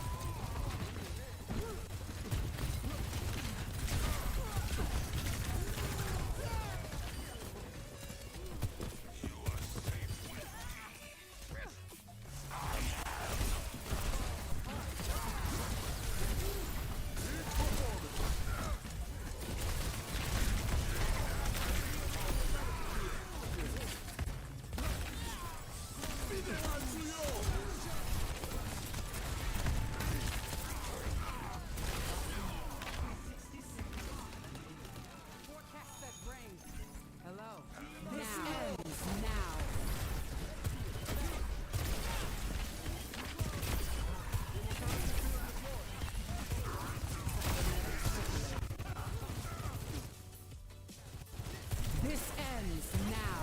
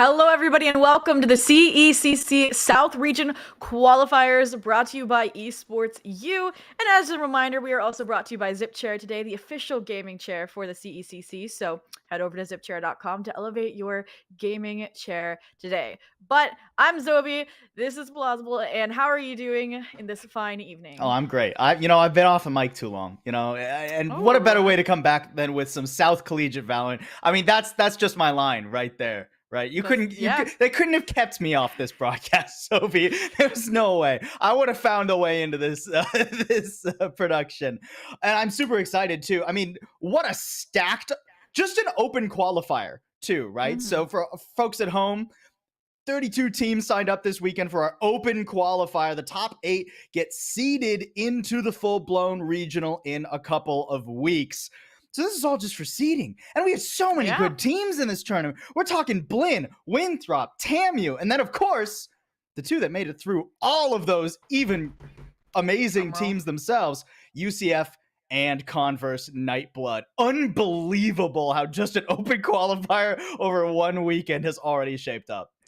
You know, I was joking to Paula saying, ooh, the power rankings are about to get shaken up because of the upsets against Blinn and Winthrop. But like you said, this is all for seeding. So once we actually get to the regionals, then they get their shot to strike back. Well, and that's when a couple of teams are going to be rocking with their full rosters as well, right? Exactly. Like Blinn tonight, we're playing with a sub because unfortunately Teague's not available for a few days. So we won't get Blinn versus UCF as our final. We'll still have to wait longer to see how that CVAL fall final would have actually shapen up. But I'm excited to see Nightblood too, because Nightblood's another team that has actually done quite a bit of an overhaul to their roster, right? Excite, JSP, J. Cruel, they all stay on. But a couple of new players for this team. And who knows, maybe they could even pull off, let's call it an upset, right? UCF, one of the best teams, I think, in collegiate Valorant right now, but maybe not an upset by much. You know, I completely agree. And we do have our map picks for you. We were discussing, what we wanted to see with all of the recent changes that have been questioned. But we will be going to Lotus with Nightblood Converse starting out in the attack and UCF Gold on the defense. And I'm personally excited for this map because, as I said before, we were on the screen, our beautiful faces. I can't wait to see how the Sky nerfs affect what is going to get picked on this map specifically, because Sky was like, For sure. It was their home. And as me being a Gecko stan, I'm hoping we get to see that, but who knows what else these teams are cooking. Yeah, I was watching some South America challengers, right? And Gecko was actually really popular down there. Now, obviously, North America, a very different region. And I think here in collegiate especially, we have a lot of players that might even just try and headstrong run the Sky, no, I've been running Sky for 2 years. Don't make me change, please. Because it is collegiate, and a lot of the times it's a little bit more resistant to some of these changes than Pro League, where they're scrimming 8 hours a day. These guys got classes to go to. They can't spend 40 hours a week figuring out if they want to run Sky or not. But like you said, yeah, Gecko, one of those available pivots if you want. Fade as well, going to be another pick for this map. But really, if we're talking about individual agents, I'm locking into the Raze. I am watching it because you're going to see, other side. Right over there, that's Beniper, dude. Beniper is an insane Raze player in his own right, and I'm very excited to see him versus JSP potentially. Yeah, and there it is, the duel that I was looking forward to, which is the initiator duel between Squirmer and Excite, to see who earns their rightful place as the initiator replacement on Lotus. And I personally, in my mind, it's Gecko. You said you were watching it in South America. Yeah, I was sure. watching it in Challengers, right? For the MEA region that was going on. A lot of people were running the Gecko. And I'm excited to see how they use the Fade. I mean, I think it's typically just the Seasonade combo on A main that makes it so popular. But I'm excited to see how else they use it, more for the execs on the attack, which is where I kind of see that Gecko as the stronger pick over the Fade.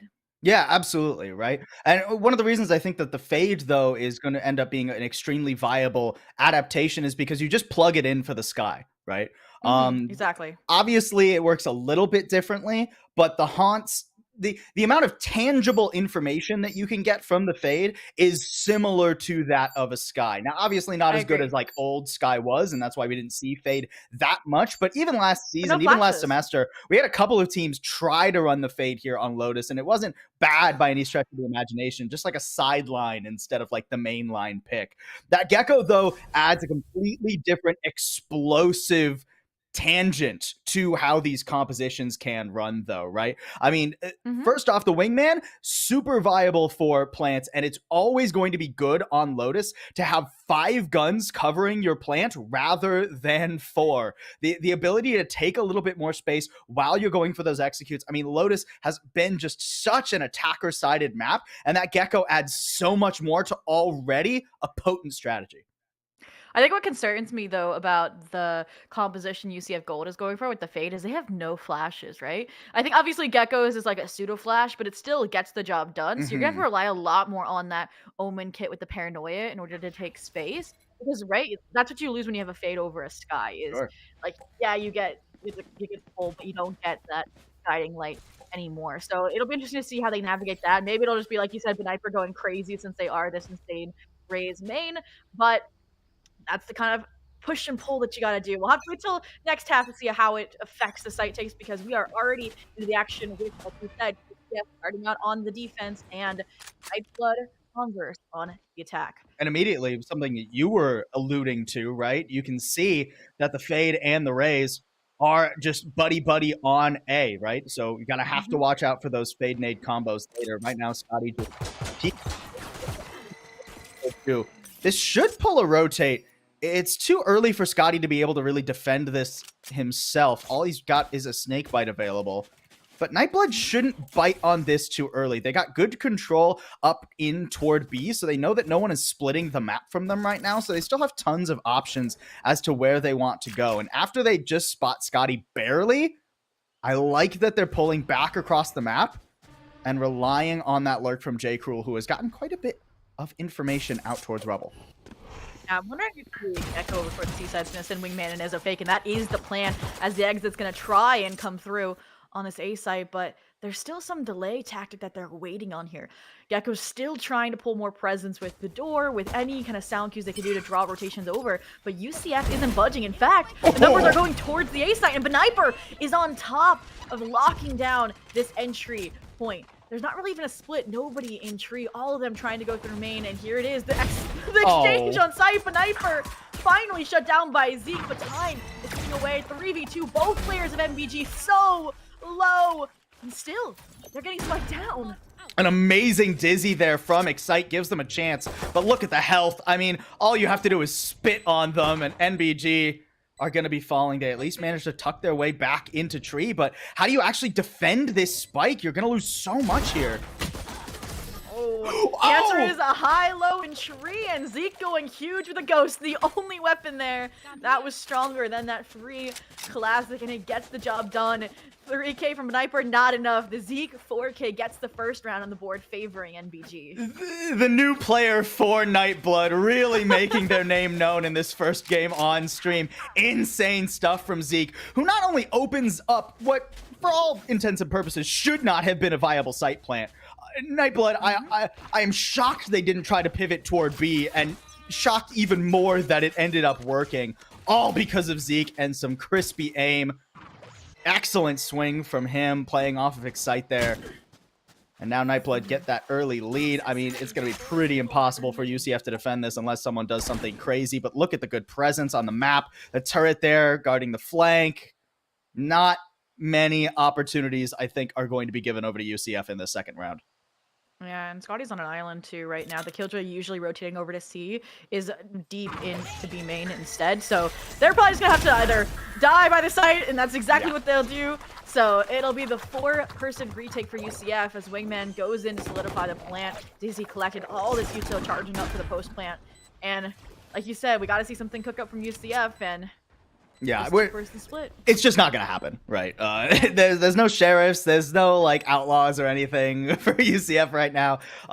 It just will not be happening in this round. So I actually want to take this opportunity to talk about one of the really viable reasons you see Gecko on this map, right? You saw the wingman go and plant, and simultaneously, Excite was grabbing the orb there. So we're on round 2. He didn't even do that much in the first round compared to, you know, someone like Zeke, and he's already just, I think, 1 or 2 pips off of the ultimate. So yeah, Thrash coming out really quickly, and it's almost like a Phoenix in a way, just because it's so reliable that Excite is going to be getting the plants on these attacks, right? You get those ults up so frequently that just the overwhelming pressure round after round of having to deal with the Thrash, you know, once every 3, every 4 rounds, it's so brutal for UCF. So now is when they really need to stabilize. You can see Scotty, dude, poor Scotty, dude, has just been taking all the early contact here, has pivoted over to B, and that's exactly what Nightblood are looking. I'm wondering though, since Spike is still in spawn though, if they're doing exactly what you said, trying to get that Thrash charged up here. But then again, the Lotus changes with them removing the B orb are brutal for that. So no more early kind of contestation from B main that you mentioned. But look at the 3-person stack towards C, ready to kind of contest whenever noise is made. Any kind of indication of where MBG is going to go exists. Yeah, I like this, right? Just 2 holding the flanks to see if there's any aggressive pushes. And actually, Jason is about to find that out potentially the hard way here over by C, out mound. Oh, flash coming in too. This is a nice pinch. Sniper there to clean up the rest for Rudy, leaving now a 2v4 in the cards for NBG. Once again, the J-Crew lurk trying to gain some ground, and they have done just that. The fast rotation over to A should at least secure a plant on their bonus round. Now UCF regroups for the retake efforts, but there's still Killjoy utility Are you gonna to use work the with. lockdown Still post here? plants, exactly. And I mean, if we see an ult for an ult, that'd be a huge win for NBG. Yeah, the ultimate problem here for NBG in this particular round, is that showstopper, J. Cruel. I love the way J. Cruel plays this. Takes some space and then backs off, trying to bait that away. Oh, gets stuck in the... Ouch! Jeez, but avoids a lot of the damage. Do we know? I don't think... Now they have to. Yeah, there it is, the double swing. Beniper 4 on the round, not only getting the showstopper, but the trade as well. So there it is, the first round favoring UCF. But mind you, they lost 3 rifles in the process, versus that was just a bonus for MBG. And they pulled the showstopper out? Yeah.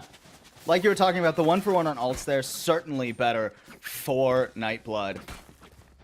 And now they get to buy up themselves. I'm wondering what sort of cheeky strats UCF have in the book for rounds like these, right? Like, you can see the Judge coming out here for Jason. Where is he going to be playing that this Judge is going to be an asset instead of a liability, right? It looks like he kind of wants to play up in Waterfall or maybe on B. No, okay, setting up util on C and then going back over to B. He's just going to tuck in one of the new corners. These 50-50s can be pretty brutal, so Judge is definitely viable, but this all hinges on these 3 from UCF, on Beniper being able to force Nightblood to go to B, and then that Judge can actually get some value.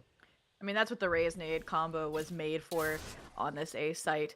And I'm glad you're part of the Judge, because on their second round eco, they had a shorty in the same exact position that they're holding now. So it's just kind of been upgraded. But because of that turret as well in spawn, they can't really force the issue any further if they want more information.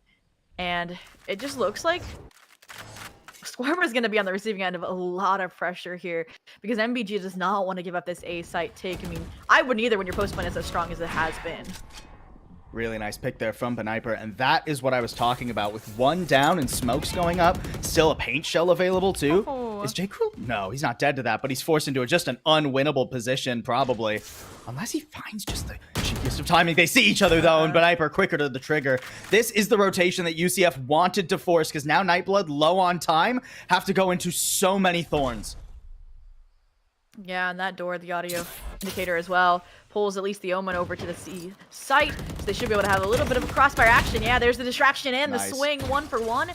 Zeke, now in the 1v4 situation, does have at least a rifle in hand, but like you mentioned, time just not on their side. The Prowler gathering all the information that they need to set up the double swing, and it's Rudy from above trying to finish the round, and it's the classic as they're out of ammo to secure the 2-2 now tied score.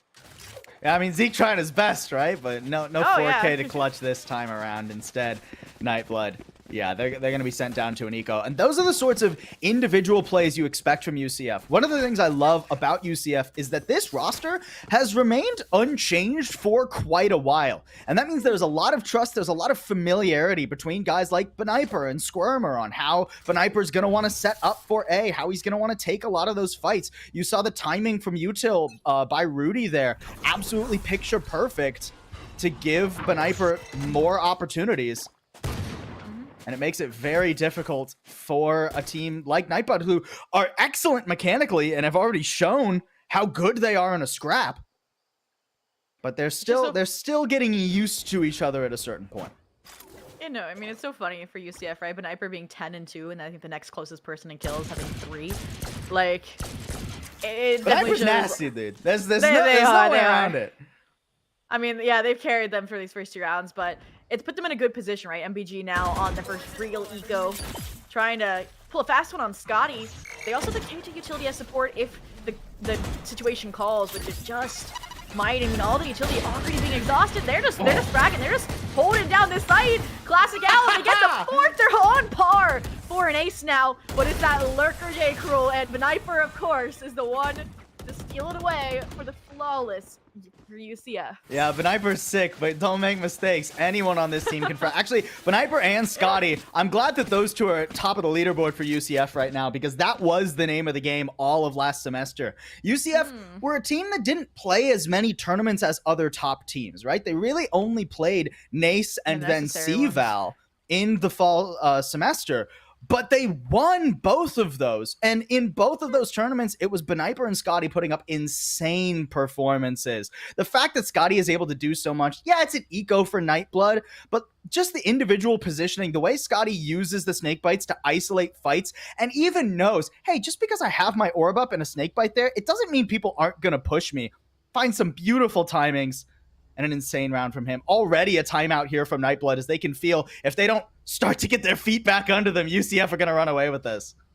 I think that's why the timeout is this early. I mean, 3-2, most people aren't even considering a timeout. Usually wait to like a 4-4 kind of, or like a 5-6, so there's a halfway through the half. But no, they want to make sure that this doesn't get away with them. Like you said, that it doesn't snowball. And with Excite, like you mentioned, that Thrash online now, it might be a recipe for success. It might be why they're leading a little bit more towards a site that isn't A, right? I think A is one of the harder ones to execute off of the Thrash versus, you know, C or B. You can have those kind of Gecko util combinations. And absolutely, with the spread from UCF too, with the KJ potentially swinging Mound here with Scotty, it might give them an opportunity for a quick B hit, but Force is correct reading. They're all gonna, oh my goodness, there's the Viper ult. And Mound is also where Nightblood have had more success just in the early round, right? They've been able to get control of this side of the map more frequently. But like you said, that Viper's Pit, just a perfect read from UCF. Hey guys, they got Thrash. We probably don't want to deal with that, so let's stack up in a Viper's Pit. And this is great too, because if the Thrash comes out to try and clear Scotty from this pit,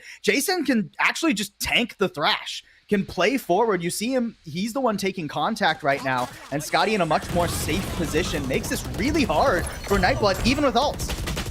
But Jason's the perfect bait here. Now that they've been detained, Scotty, we saw them do without a Viper's Pit. They're doing it here now with the Viper's Pit.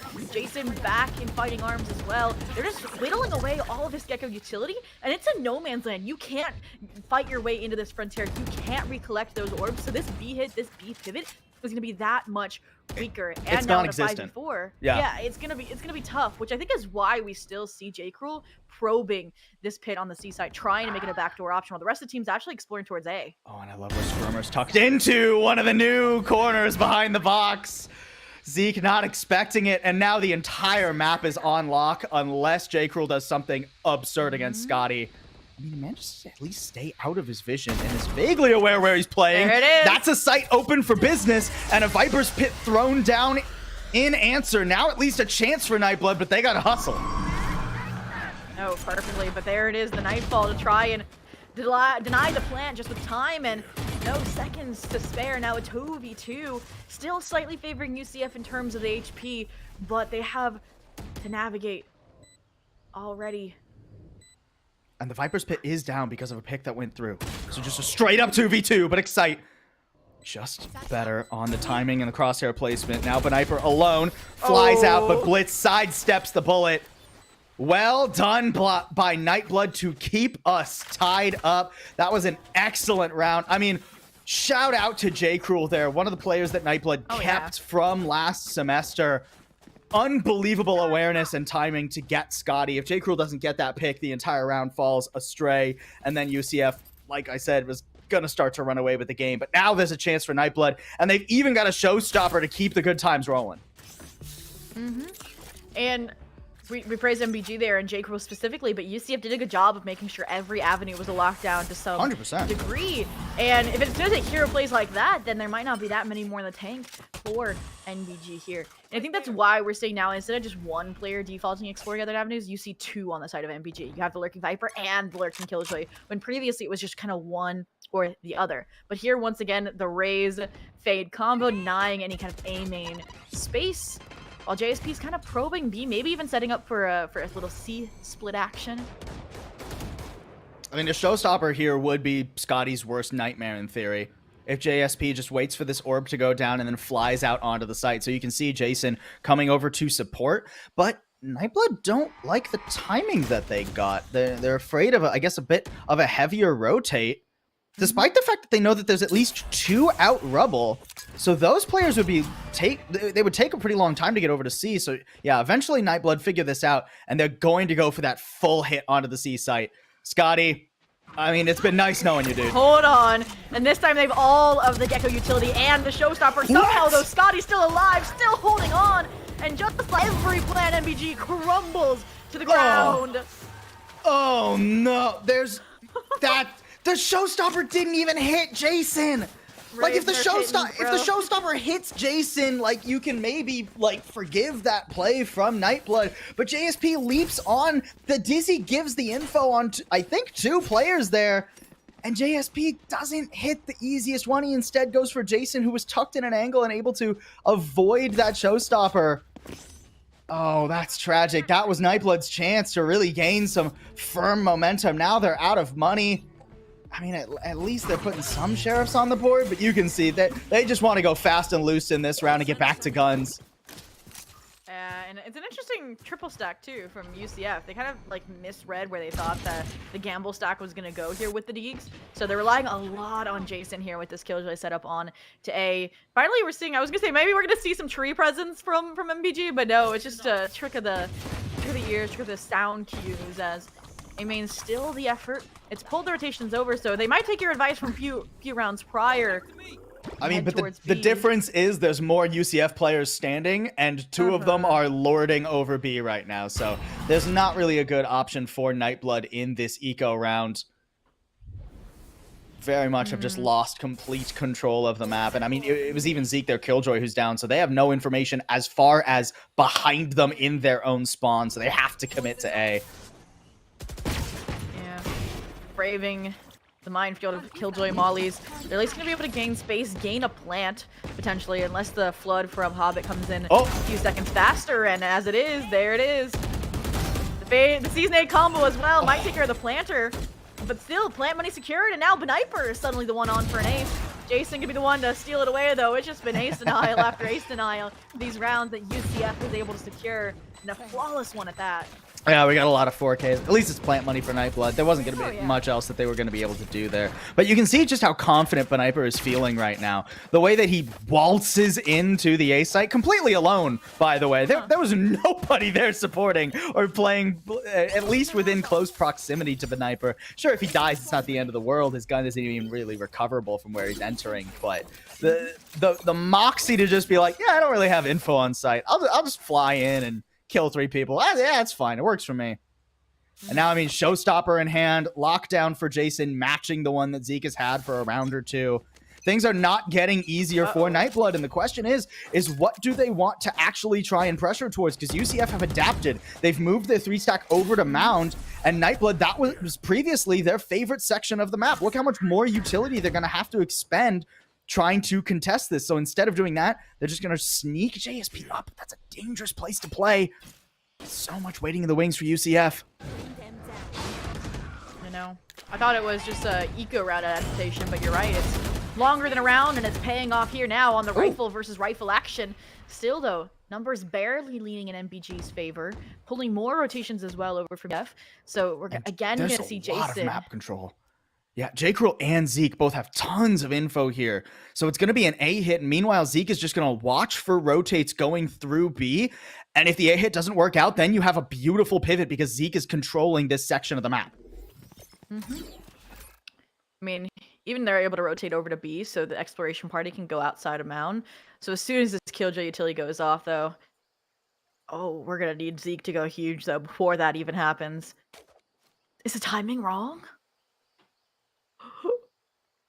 The question is where does Scotty go? Because the likelihood that he actually goes that far in, Wait, 0. Yeah, it's there's ships no in the utility. night.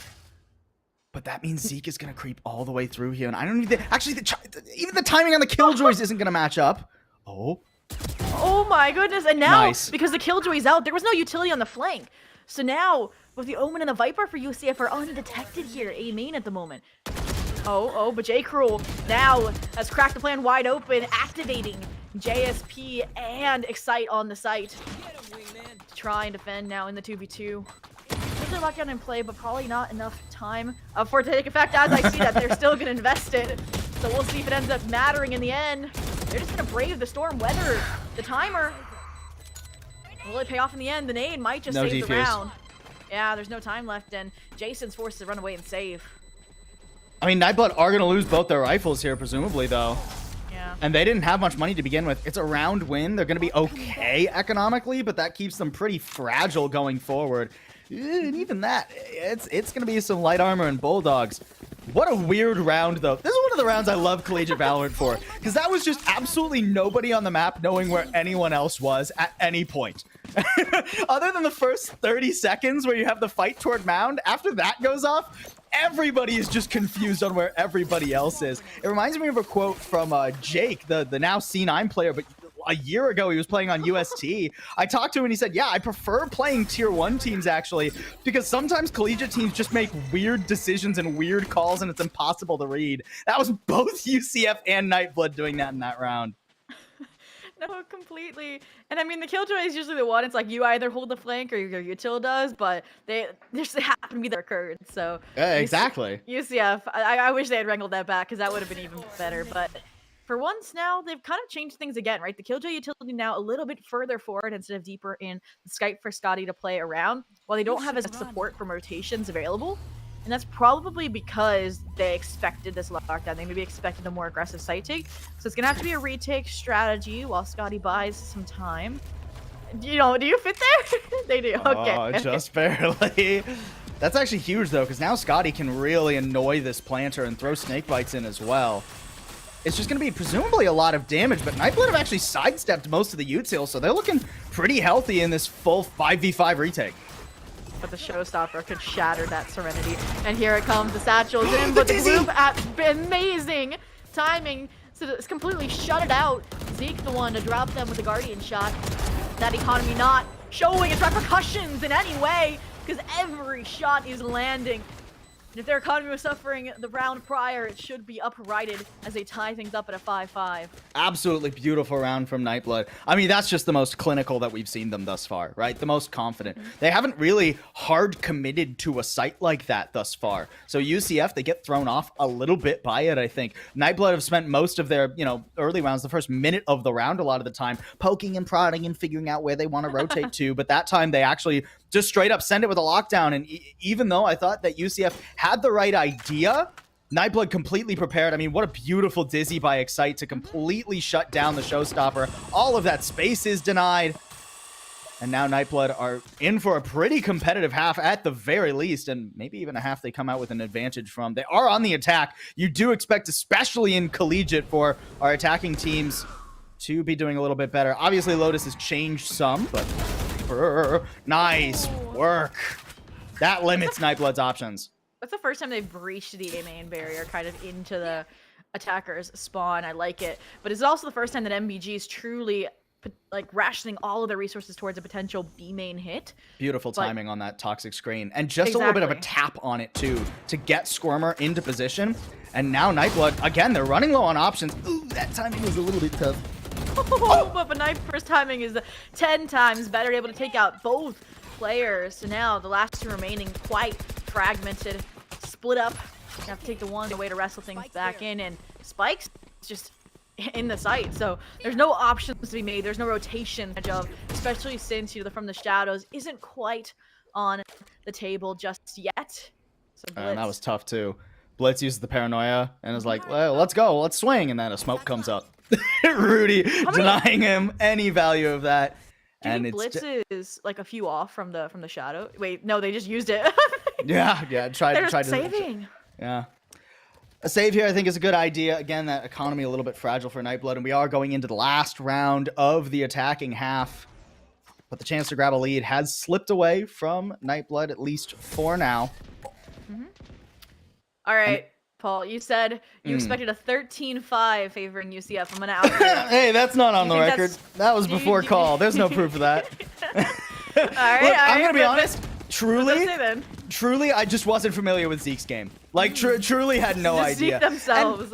And I think that goes to show just how important these new additions have been for Nightblood. Because last semester, 13-5 would have been exactly how I would have called this game. Now, this semester, obviously, Nightblood are in a position to punch more with the heavy hitters. It's a shame that they're not going to be playing in the CVAL winter because, unfortunately, timings of registrations and such didn't work out.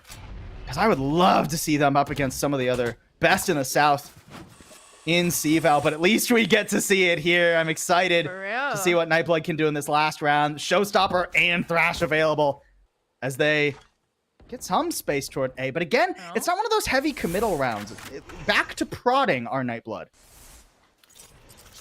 I was about to say, as soon as Nightblood shows any indication of a side exec towards A or B, I'm guessing we'll see that Nightfall as well to counter a Thrash, to counter a Showstopper. So I think that's why they're kind of straying towards that C site. They know from the early utility usage that's where the Fade likes to play. And once again, UCF has changed things up, right? I mean, Scotty is nowhere to be found. It's just the Killjoy utility. And that could be an issue for Converse Nightblood, because if they think, hey, Scotty and Jason are both going to be on C, and they start throwing in ults, look, the Thrash and the Showstopper both just got used. And no one's At least Thrash is going to be recoverable, but that's a very heavy investment to find absolutely nobody. You still get a plant. So there's still good chances for Nightblood, but they would have loved to have had a player advantage going into this post plant. And not only that, but now the Nightfall is going to be in full swing because they haven't taken deeper space, right? So you have Thrash to counteract it from Mound, but we'll see what the impact is, and I think it's virtually none. Nobody getting caught off, so JSP's gonna have to go huge here, and Scotty is the first one to deny that impact, and still continuing to be a thorn in their side. They're just hunting down, search partying every member. So J. Cruel, no utility left, is the last to stand, and the last to fall when a triple swing comes out to secure a 7-5 lead for the Knights. Really well done by UCF there, just completely avoiding Nightblood's utility. And not only the Nightfall, but the Nightfall Paranoia combo. You wouldn't think of that as like a traditional combo because they accomplish similar goals, right? Like, oh, why would I use a Paranoia when I've already deafened them? Well, the blind is a little bit more important, and the fact that that goes into the back corner where JSP is the one person that's pretty safe, that can rely on vision and doesn't need sound cues to know if 3 people are swarming because that angle is advantageous for him. And he gets a lot of cover from people who might swing him up top, but with him blind, UCF gets so much space. Really good defense from UCF. I mean, such solid adaptation, only giving away a rounder or 2 at a time, despite honestly some really solid rotates and early rounds from Nightblood Gaming. UCF just don't let Nightblood get those early round advantages. Oh, unlucky. Ouch. Unlucky. Man, the observer follow on that too is hilarious. Really well caught by our production team.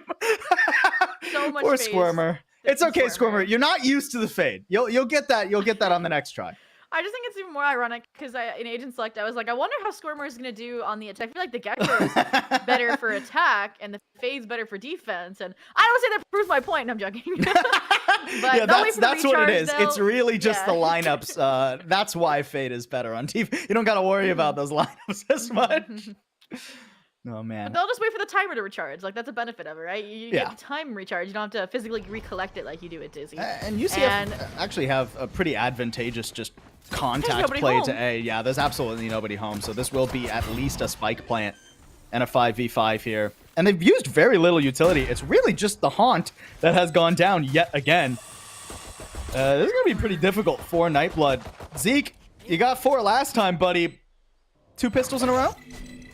No? We'll have to wait and see, but already this joint utility coming in, specifically the Gecko and Raze combinations, to clear out space, to confirm nobody's at least on the site itself, but USCF's doing a good job addressing the extremities here so far, right? They know if nobody's coming in from site that they have to be main or they have to be tree, and every avenue starting to get it cut off. Jason now left in the 1v2, and Blitz takes all the fire, all the shots, and all the kills there to make sure that Excite gets the defuse and they get the pistol to start riding the ship, start heading towards another tied scoreline. I'm actually, UCF did a good job of covering the extremities, but there was nobody home on the extremities either, right? So I'm actually surprised that UCF give up that much space on their post plant. They completely abandoned the site and were just trying to play out by Small Door and like Rubble with like 1 person in tree. It made it really easy, especially for a wingman comp. You smoke that, you throw the wingman down, you still have 5 people fighting with pistols, right?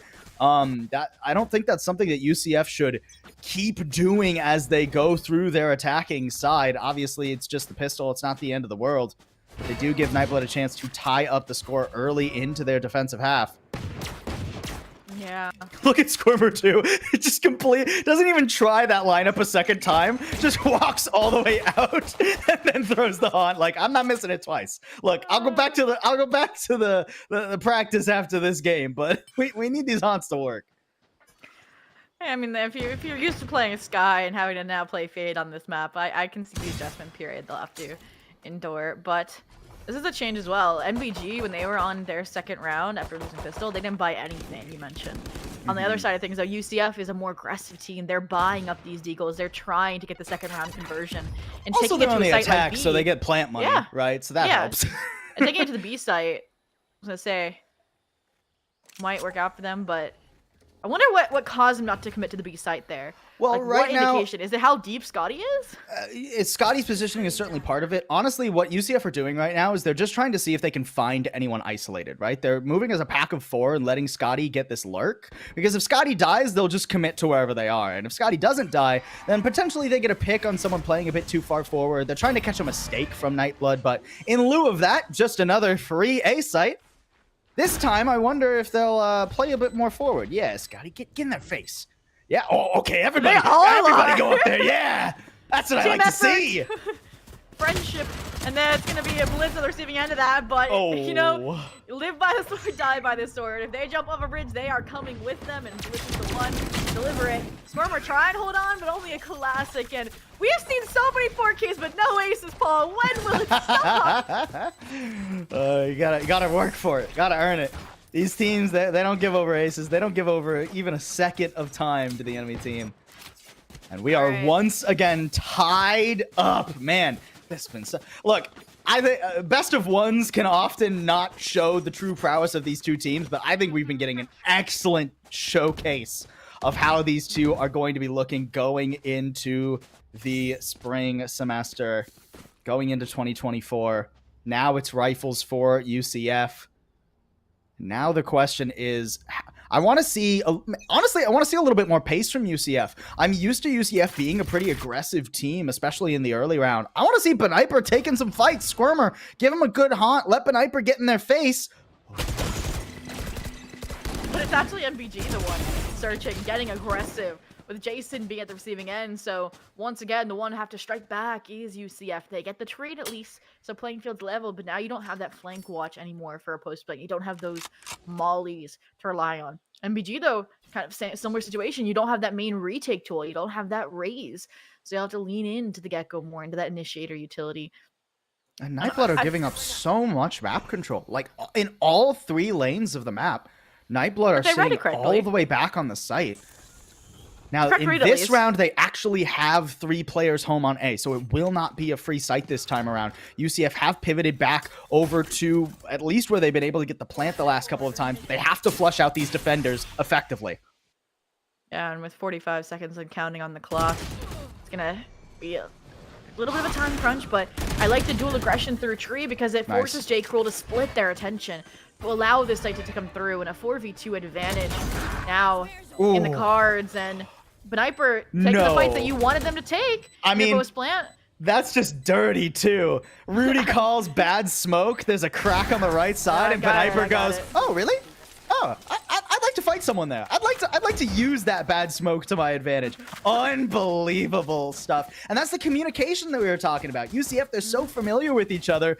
Bniper knows, hey, you know, Rudy, it's fine. It's fine. That smoke doesn't need to cover all of heaven. I got this. Beautifully done. All right, my prediction, I'll up myself too, was 13-7 favoring UCF, right? So I'm just like breathing in the copium right now, hoping that we get, you know, the 5-round run from UCF. This round is going to be a big determinant of it, right? You're either going to break the economy of MVG, what they just saved up from the last round, and they'll be set up for at least another, like, double digits for UCF, as long as we don't see a Thrifty. Or, you know, back to this cat and mouse game, back to both of our predictions going out the window, and I can see an OT down the line. Not to throw you under the bus, I want to see that OT. So let's or at least a more competitive game. Let's at least get double digits out of both our teams here. UCF at the ready to explode onto the C site. But here it is, double delay utility. Molly, snake bite. Probably just kind of getting exit information at this point. They're not following through. Zeke's position there is huge because with the blind hitting J. Cruel, if Zeke isn't in that spot, then there's a chance things go very awry and information becomes false for Nightblood. But instead, look at how much of this side of the map they are controlling. Completely preventing the pivot B, Excite even deeps, locking them into A, or locking them into C rather. And then this mimic comes through and starts to crumble, but Sniper trying to wrestle it back here with this backside aggression, and so far it's working. The support comes seconds too late from Excite at a waterfall. But if there's a clutch agent, it is Gecko. Wingman for the win allows him to take the fight against Sniper. They're trying to get out because the Thrash is online. It might just be the saving grace, but Scotty bobbing and weaving and evading. It won't bail them out. Detained. Running for the kill, and there it is. If you whiffed Excite, I was gonna cry. That would have been so with 25 health too, would have died. No, Excite's got it on lock though. We keep this game tied up. Really nicely done by Nightblood on that retake. And I love their movement on the map. Their realization that UCF has not thus far really been one to fully rotate once multiple players have been spotted toward a site, especially with all of that control Excite was able to get deep in towards the attacker spawn, right? Locked them away and was even available, even in a safe spot for if they had tried to open that door and rush over toward B. Really well done by Nightblood, and of course that Thrash in the 1v1. Icing on the cake. And now, I mean, it's not that tough of a buy for UCF, and they do have the showstopper here. Oh, Bniper, he wants to send it. Look at his pace. I was about to say, it looked like JSP also wanted to go off the paranoia, but like you said, Bniper gets too deep, and it's actually JSP will continue to keep swimming, so no more showstopper for this site exec. Still no rotation coming out. It's just trying to reassess. I feel like that's something I completely agree with. UCF has kind of looked almost scared when their initial plan doesn't work. They aren't like as confident in following through. Well, especially since they've lost Bniper, their who duelist, is not only their duelist, but also had the showstopper, and that was like the crux of UCF's plan. Well, they have the Nightfall now. At least they have a Nightfall, right? Yeah, exactly. So they will be able to try and siege onto C, but there's a lot available. I think there's still a paint shell for JSP potentially. So this is all not cut and dry. That's my concern, right? When you lose your duelist, you don't have any more flashes. That's also, you don't have an entry point here. So it's allowing these players to take the fights, but Wallbangs and wall hacks might just get the job done off of the Fade Haunt. So Scotty able to start getting frags into this site. Some more utility to stall out, like you mentioned, this time from the Viper and the Gecko. Here comes even more utility. They're just trying to deny, but Scotty, so deep into sight, going undetected here. Will allow deeper space to be taken. Now they have to deal with Zeke on the flank, so it's a double front, and Excite was able to deal with it from one end, and they will reclaim the lead. Excite is just on a heater. He's just on a heater. I mean, especially after that clutch, but honestly, all day. You and I were talking about it before the match here, Joby. In their previous match versus Blinn, Excite went 23-9. The dude is just on fire today.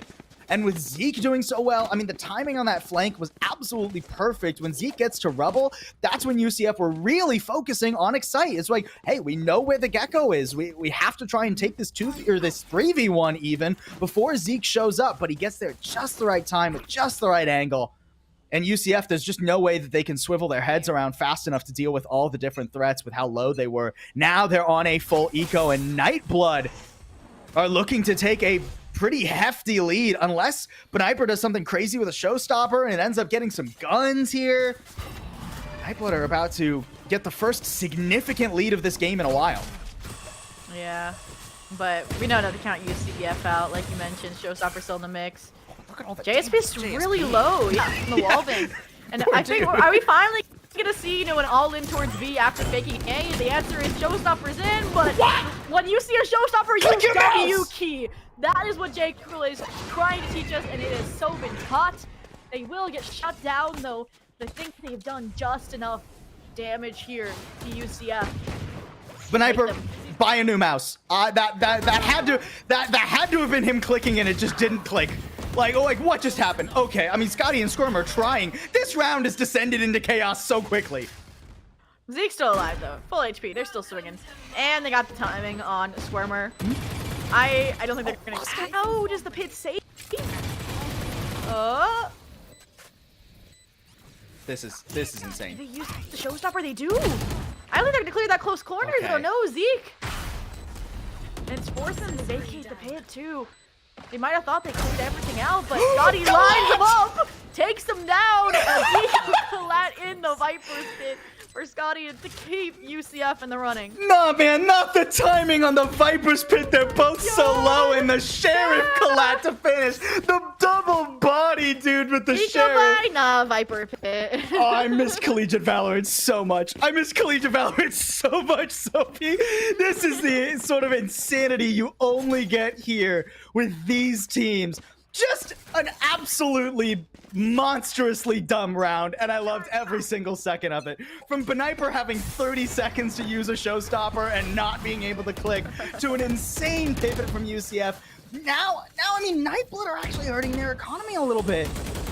And suddenly the game is flipped on its head just when Nightblood look like they're going to start having, like, not necessarily running away with it, but getting some good momentum, having a chance to take down UCF in a technical upset. UCF are right back in it. Oh, completely.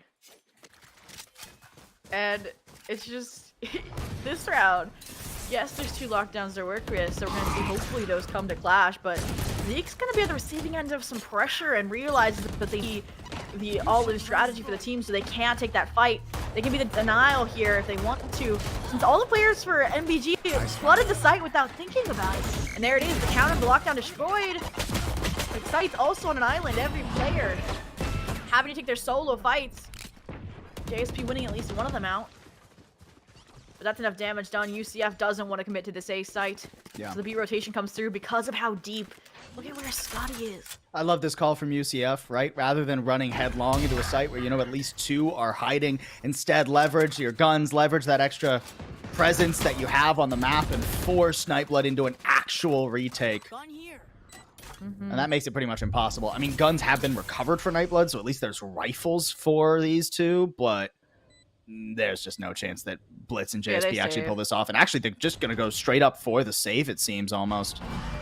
I don't hate this, especially with how down to the wire it's coming. Yeah, Blitz just has a Guardian, so, go for some damage, I guess. UCF's economy is not unassailable right now, so that 1-for-1 trade is just fine, honestly. I mean, yeah, if you look at the economy for UCF, it's also not the greatest. Other than Scotty, who could buy, everybody on the team next round if they wanted to. But, again, just seems like UCF starting to gain their footing a little bit, being more comfortable on those rotations if Plan A does fail. And MS in the coaching slot for NVG, for Nightblood Converse says, all right, we got to step on the brakes. Yeah. And I think they did get some good changes after the first half's timeout. I think that's where we saw that kind of those kind of last few rounds at the half. I think it was, wasn't it? Like, I think it was the 3-2. It was somewhat early. Yeah, it was at 3-2, but at least they were able to get that next round. And this is a pretty pivotal one for Nightblood, because if they don't get value out of the lockdown and the thrash here, the game is over. Essentially, they will be back to an eco. They will have no viable ults coming up for a good long while, other than a Viper's Pit, which is good, but it's not really the round-winning ultimates that they have in their pocket currently. And JSP is forever from a showstopper, so you need to be able to figure out how you want to play this. And this lockdown and thrash, both really good for retakes, right? But also Lotus can be a little bit tricky to try and use the lockdown for retakes specifically. There's not that many extremely safe places for the lockdown that get a lot of space. So I think I'd like to see Zeke sort of commit towards C, maybe use that as a deterrent for if UCF start pushing that way. Because, I mean, look, UCF on the map, that's where they're starting now anyways.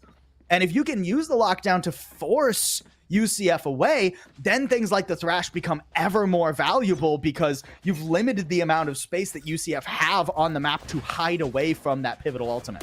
I was about to say, Paul, I don't know if that's the plan that they're thinking of when 3 members are pushing a main to deny that space, and the immediate response from UCF is to flood towards this C site. So you might be right in terms of the Killjoy ult getting used, but J-Cruel is already just being forced to shut down this site dig without an ultimate. I really actually like that, holding on to it for the moment from Nightblood. If it had been a slower take of Mound, there was room for it, but Zeke realizes, hey, if I use this, the race is just going to fly on top of me, and I'm going to die, and we'll lose the lockdown and the site and be down in the post plant. So instead, J-Cruel helps him take that fight.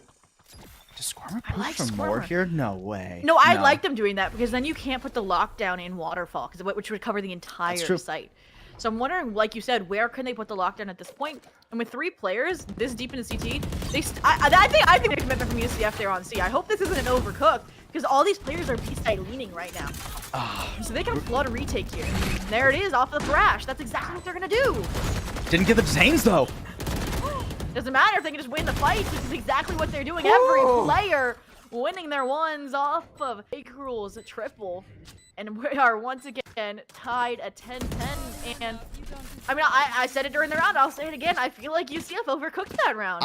They locked down C and they should have taken it. I think the call there from UCF ends up being, hey, if we just play a straight up post plant 4v5 when they have both lockdown and thrash, the lockdown is going to funnel us out into Mound, and then the thrash is just going to detain 3 of us, and we're never going to win that 4v5. So I like the idea. It's a difficult execution to pull off, but with that positioning from Squirmer, they were hoping that they were going to get a more effective pinch onto someone playing B. Unfortunately, nobody was really home, and then JSP grouping up in that C-Link and over toward Waterfall. Squirmer falls, and the jig is basically up there. So now, I mean, now they're just sending it, and Beniper already good for 1. I mean, if you can deny that taking of Rebel space, why not? I mean, we didn't really see NBG try to do that against the Raze Fade combo, but the Nightfall is the recipe for that success. The only thing it does do, though, is make A seem like the obvious site take choice here. So rotations coming through pretty fast for NBG, and like you said, this could be where we see the lockdown come in, and there it is, invested by Zeke. But I like the strategy here as well, Beniper trying to make sure that they still have multiple angles being held. This is about to be a mess. When this lockdown goes off, everybody's going to rush back into the site and shoot everywhere. Oh, and the information from the Fade is going to be basically nothing. There's too many players, I want to say, it's too far off site. It's not really planted for them either, but it doesn't matter. They get to right outside Breakable just fast enough where Excite isn't able to get the job done. Another 4K for Beniper. I'm like, we just need a 4K counter. What is that? 5 this game? You know, honestly, that's an unfortunate round. 30 kills for Beniper. Yeah, 30 and 21 rounds is crazy, Beniper. Oh my god. Scotty with 20 and 21 too. I'm telling you, these two are insane. But that's a really unfortunate round there from Nightblood, because I think they actually tactically played it fine. You know, I don't like saying this as an analyst, but really, that just came down to them losing their gunfights. They got overwhelmed. UCF had a lot of 3v2s or 2v1s, and just come out on top on the trigger. And sometimes that's just how the rounds goes. And sometimes you just get ripped out of the air. Oh, UCF, they've got it now. The that was the second round that player trying to aggress Rebel has been taken out. Mniper making sure they get their investment return on all this utility. J. Cruel, I don't know how you're alive, but I'll take it. But I think the damage is done. It's a 4v1, and you have a Stinger. I think 13 health in a Stinger is fine for a 4v1, don't you? Not if Oh, wait. and the flanking. I'm lucky. I mean, I just want to praise UCF's approach there. There's like the Sky Flash is what allows you to completely like storm a main and shut down those takes. But no, instead they're just combining a Viper Molly lineup. That vulnerability plus the nade on Rubble completely shut down whoever's trying to dash, whoever's trying to satchel to take that space. Like you just get hit. And you're gone. And this is the UCF I've been waiting to see too. They've finally gone back to. Obviously, UCF have grown a lot as a team, but their roots are follow Beniper in while he just absolutely explodes into the enemy. And this tactical game is one that NVG thus far have been really comfortable playing. They like playing the map. They like playing these slow positional rounds. So instead, these last few rounds, UCF have just said, hey, we'll just send it. We'll overwhelm a site and put you in a bad spot for a retake. And that's been working out swimmingly. I mean, J. Cruel is so done for here. If he trades, it'd be a miracle. And no. Nope, they've cracked the Kodite take. And they're just on an upward trend from here. But Hyper also going more aggro, searching for even more every single round. This time, Blitz is able to shut it down. But Scotty, again, in the back pocket, the other half of this frag machine gets the trade. And is looking for more here, and we'll get that. So 2v4 now in the cards. It's just hope slipping away here for MVG. Oh, but exciting. Trying to make sure there's at least a chance. They don't even have real rifles, though. No, there's... Oh. What? Oh, okay, Jason. Thank you for reeling that back in. Oh, my. Let's hear the 13-10, meaning UCF, meaning that the Knights are our #1 seed going into the South Regionals, and insane game. Closer than both of us thought it was going to be. Really solid. Honestly, very fun for a best of one. I wish we could have two more maps between these two teams, because I would have loved to have seen Nightblood if they had been given just a little bit more time to, and I think if Nightblood have like 2 more rounds and like a little bit more economy there, that game still had room to play with. But Nightblood was so broke, not only in that last round, but also the round before it. 2 consecutive rounds where UCF are flying at you. You have no time to adapt. You have no time to calm. You've already used both your timeouts, right? Like, I think Nightblood end up in a difficult position because UCF plays so well. Absolutely phenomenal job. And this is why UCF, you know, they haven't played in a lot of tournaments this year, but again, they've won every tournament that they've played in, to my knowledge. They won NACE, beating Winthrop there. They won their CVAL region, absolutely slamming the teams they played in the upper bracket. Obviously, we never got that actual final between them and Blinn, because Blinn was at a LAN and they had to FF, but I'm super excited to see how UCF continues to do against these top teams. Even if it is in best of one formats, they look absolutely phenomenal. I mean, some teams are just first map demons. I mean, and then there's teams that like are marathon runners that like to get the 2-1s on the board that take a little bit more time, like you said, to adapt, like Nightblood might have. But you know, I do it's have funny you mentioned marathon runners actually with UCF. Why? Because it was a while ago and it was a vastly different UCF roster. But I think Beniper actually might have been on that team, or maybe it was a sub. This was like, I think this was spring 2022. But UCF, at least a team from UCF, played, I think it was 200 rounds of Valorant in a single day and won 2 separate tournaments. And of which, I think in one of those tournaments, they beat Northwood on that day. I remember casting that day with them. We followed like 3 of their matches, and it was insane what they were able to do. So if this UCF team is anything like that, they're going to be fine in the long haul. They are absolutely more of a marathon team than a sprinter, and they just look so good. Well, plausible. I have an update for you as well of our 3rd place matchup. Blinn versus Winthrop. I don't have the map. I don't have the score, but Winthrop University did take the best of 1.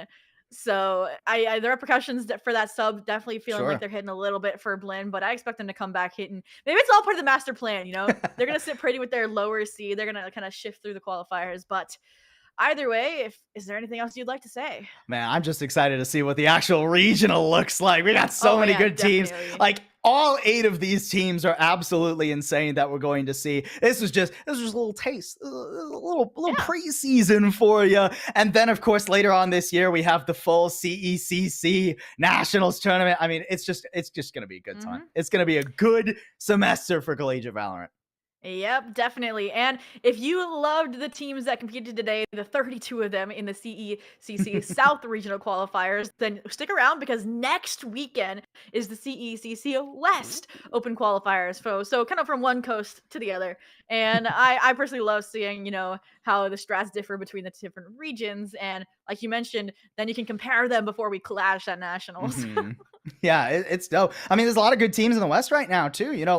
Last year West was an interesting region to watch, but now you've got like SJSU, you've got SFU tearing it up. That's gonna be fun. I hope to see both those teams and maybe some more in that qualifier next week. Well, that is all for me, Zoe, and Paul for the evening. So thank you guys so much for watching. Thank you again to Zip Chair for being the official gaming chair of the CECC. And we will see you all next time.